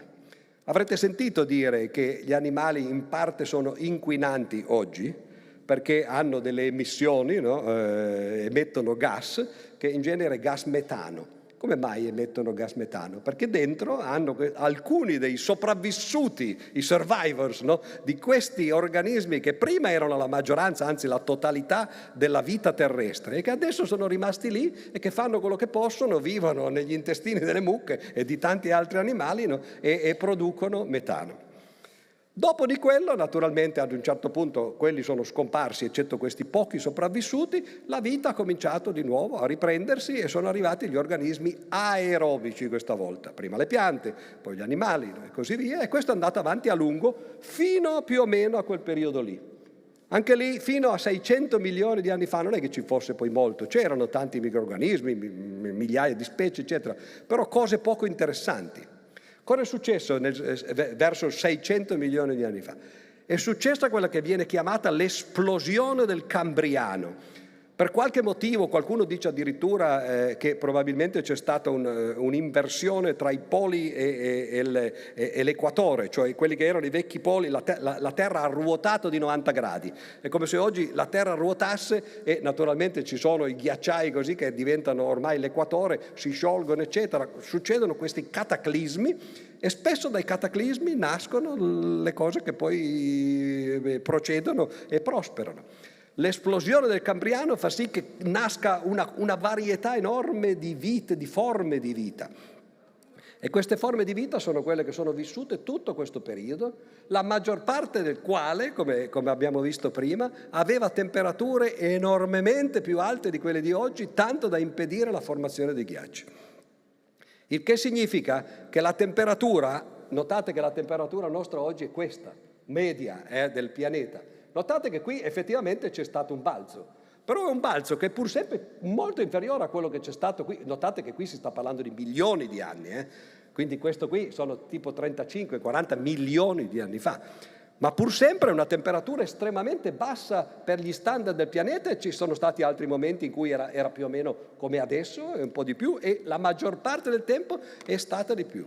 Qual è il succo di questo discorso? Il succo di questo discorso è che prima che noi arriviamo ad avere una temperatura che risale di nuovo là, ci vorrà altro che l'antropocene, ci vorranno fenomeni catastrofici che possono essere arrivi di meteoriti dall'alto che provocano inverni nucleari, quelli sì, come quello che è stato la causa per esempio della moria dei dinosauri 60 milioni di anni fa, no? O cose di questo genere.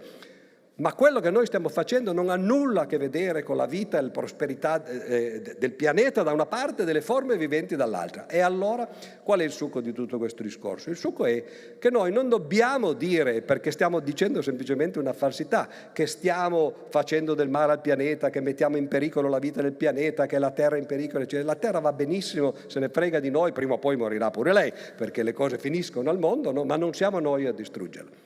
Quello che noi stiamo distruggendo, ed è questa la cosa assurda, stiamo distruggendo quel delicatissimo equilibrio che permette a noi di vivere. Noi siamo qui da pochissimo, perché in realtà questi sono 50 milioni, ma Lucy è nata più o meno qui, 3 milioni di anni fa, il primo ominide, no, dei nostri antenati. Non parliamo dell'Homo sapiens, che si chiama così, non si capisce bene per qual motivo, no? E che comunque è di circa 200.000 anni fa. No? Siamo una cosa recentissima. Viviamo perché ci siamo adattati a un delicatissimo equilibrio delle condizioni che abbiamo attorno a noi, le stiamo cambiando, queste sì, perché anche 1, 2, 3 gradi possono provocare radicali cambiamenti di quello che interessa a noi, e l'unica cosa che noi stiamo facendo è suicidarci. E allora tutti coloro che dicono ma a me del clima non me ne importa nulla, cioè, te ne importa, caro mio, te ne importa magari non direttamente, perché la cosa non avviene dall'oggi al domani, ma te ne importa per i tuoi figli, per i tuoi nipoti, perché poi nel giro di poco tempo, nel giro di qualche decennio o di qualche centinaio d'anni, può darsi che il mondo, no, continuerà a vivere tranquillamente con tante altre forme di vita, ma senza di noi. E allora sappiamo che cosa voglia dire questo problema della sostenibilità. Noi dobbiamo preservare noi stessi, se siamo sufficientemente intelligenti da voler sopravvivere e da volerci preservare.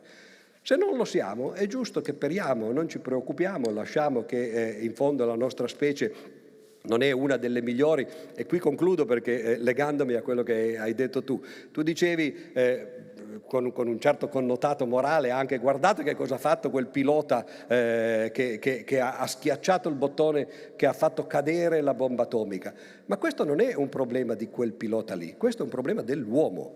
Konrad Lorenz, che è un etologo e che quindi studia gli animali e l'uomo come uno dei tanti animali, confrontandolo con altri, ha scritto un bellissimo libro che si chiama Il cosiddetto male. Il cosiddetto male è l'aggressività. Ha confrontato, è andato a vedere gli animali e dice la maggior parte degli animali, poi di quelli più vicini a noi, no? I mammiferi per esempio, eccetera, no?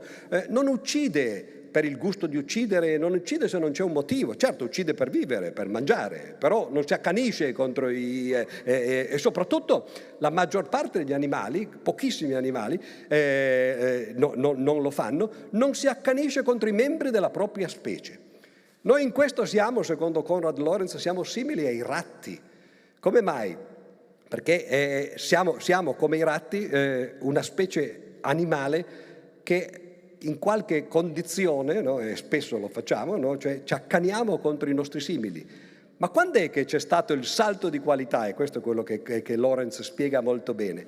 Il salto di qualità è stato che mentre il ratto per ammazzare un altro ratto lo deve fare a mano, no? O a denti, cioè ha i denti, ha le zanne, no? e vinca il migliore, noi agli inizi facevamo così. Però le nostre mani e i nostri denti non vanno molto lontane. Quando è stato il vero momento di discontinuità? Quasi agli inizi dell'era umana, diciamo così, della specie umana. Non la bomba atomica, ma il bastone. Nel momento in cui uno capisce che se prendo un bastone, magari di 1 metro, e te lo do sulla testa e tu non ce l'hai, io sono lontano da te. Posso cominciare ad allontanarmi da te quando ti devo far fuori, e poi naturalmente la tecnica progredisce, no? e ti permette di tirare le pietre, e poi appunto ti permette addirittura, no, di stare a casa tua e tu schiacci il bottone, è ovvio che non c'è più nessun collegamento. E Lorenz diceva saremmo tutti vegetariani se dovessimo mangiare carne andandola a cacciare a mani nude. Voglio vedervi anche soltanto con una gallina, e qui concludo con un piccolo aneddoto, perché io avevo una nonna, come tutti, no? E vi ricordo, io sono del 1950, quindi un po' di tempo fa, dopo la guerra, nel dopoguerra. Io sono ancora traumatizzato oggi, dopo 70 anni. Mia nonna ci cucinava le galline, ma le galline in casa arrivavano vive, perché si andavano a comprare al mercato, no? e venivano vendute con le gambe legate. E mia nonna come le uccideva queste galline? Se le metteva in mezzo alle gambe, no? È una cosa che fa venire ancora oggi i brividi, perché un conto è raccontarla, un conto è viverla. Le metteva in mezzo alle gambe, apriva la bocca della gallina e tagliava con una forchetta la lingua e faceva colare il sangue dentro una padella per non perdere niente, perché poi ci cucinava il sanguinaccio. E non sempre le cose andavano bene, perché a volte la gallina le scappava, si metteva a correre per la strada, no, o meglio per la casa, no, sanguinante, eccetera. Ecco, se noi dovessimo oggi cucinarci le cose, dice oggi vado a comprare, voglio farmi un coniglio, no? O voglio farmi la gallina, prego, se la vado a prendere, tanto per cominciare la gallina. Sapete che i pugili si allenano correndo dietro alle galline, no? Quindi per acquistare velocità. Saremmo molto diversi. E qui concludo dicendo che attenzione, perché molti di voi credo che siano impegnati giustamente, come ho detto, adesso si è capito, no? Che se vogliamo salvare l'uomo dobbiamo farlo sui problemi climatici. Ma attenzione che una delle maggiori cause dell'aumento della CO2 è il fatto, e voi direte cosa c'entra questo, che noi mangiamo carne. Non che mangiamo una gallina ogni tanto quando riusciamo a prenderla correndole dietro, no, e sgozzandola con i nostri denti, no? Ma perché ce le compriamo al supermercato, no? E in realtà, per esempio, molti di voi avrete visto che in questi giorni ci sono le elezioni in Brasile, Lula contro Bolsonaro, no? Bisogna fare lo spareggio. Bolsonaro da noi viene considerato come un pazzo, no? Esattamente come noi consideriamo Hitler o Putin dall'altra parte, no? Perché? Perché disbosca l'Amazzonia. Sì, ma Bolsonaro non è un pervertito a cui piace tagliare gli alberi e ci va lui a tagliare gli alberi in Amazzonia. Perché li butta giù questi alberi? Perché il Brasile commercia in bestiame, ovviamente, per allevare il bestiame c'è bisogno di campi dove coltivare il mangime, perché il bestiame prima di diventare bistecca deve ovviamente mangiare un sacco di mangime. Ci vogliono un sacco di coltivazioni e ce ne vuole sempre di più e per questo si disbosca l'Amazzonia. Vedo con la coda dell'occhio che c'è qualcuno qua che mi sta facendo dire che è giusto che andiamo a mangiare la nostra bistecca, no? E quindi no, questo è per dire attenzione, state attenti perché uno dei grandi problemi è l'enorme consumo di carne che si fa in Occidente e che provoca il fatto che ci debbano essere sempre più mangimi, sempre più coltivazioni, no? E così via. Greta lo sa, per esempio. Greta è una che perlomeno è coerente, no? Lei ovviamente fa propaganda per il clima, ma è vegetariana. Non bisogna essere vegetariani, io per esempio non lo sono, ma tra il non mangiare carne mai e il mangiarne a colazione, pranzo e cena c'è naturalmente una via di mezzo che è quella che vi consiglio di seguire e che conseguiremo anche noi a cena questa sera. Grazie per la vostra attenzione. Grazie a Pier Giorgio Di Freddi. E dopo l'aneddoto sulla nonna sadica di Odifreddi penso che abbiamo tutti bisogno di un aperitivo. Vi aspettiamo di là. Grazie a tutti.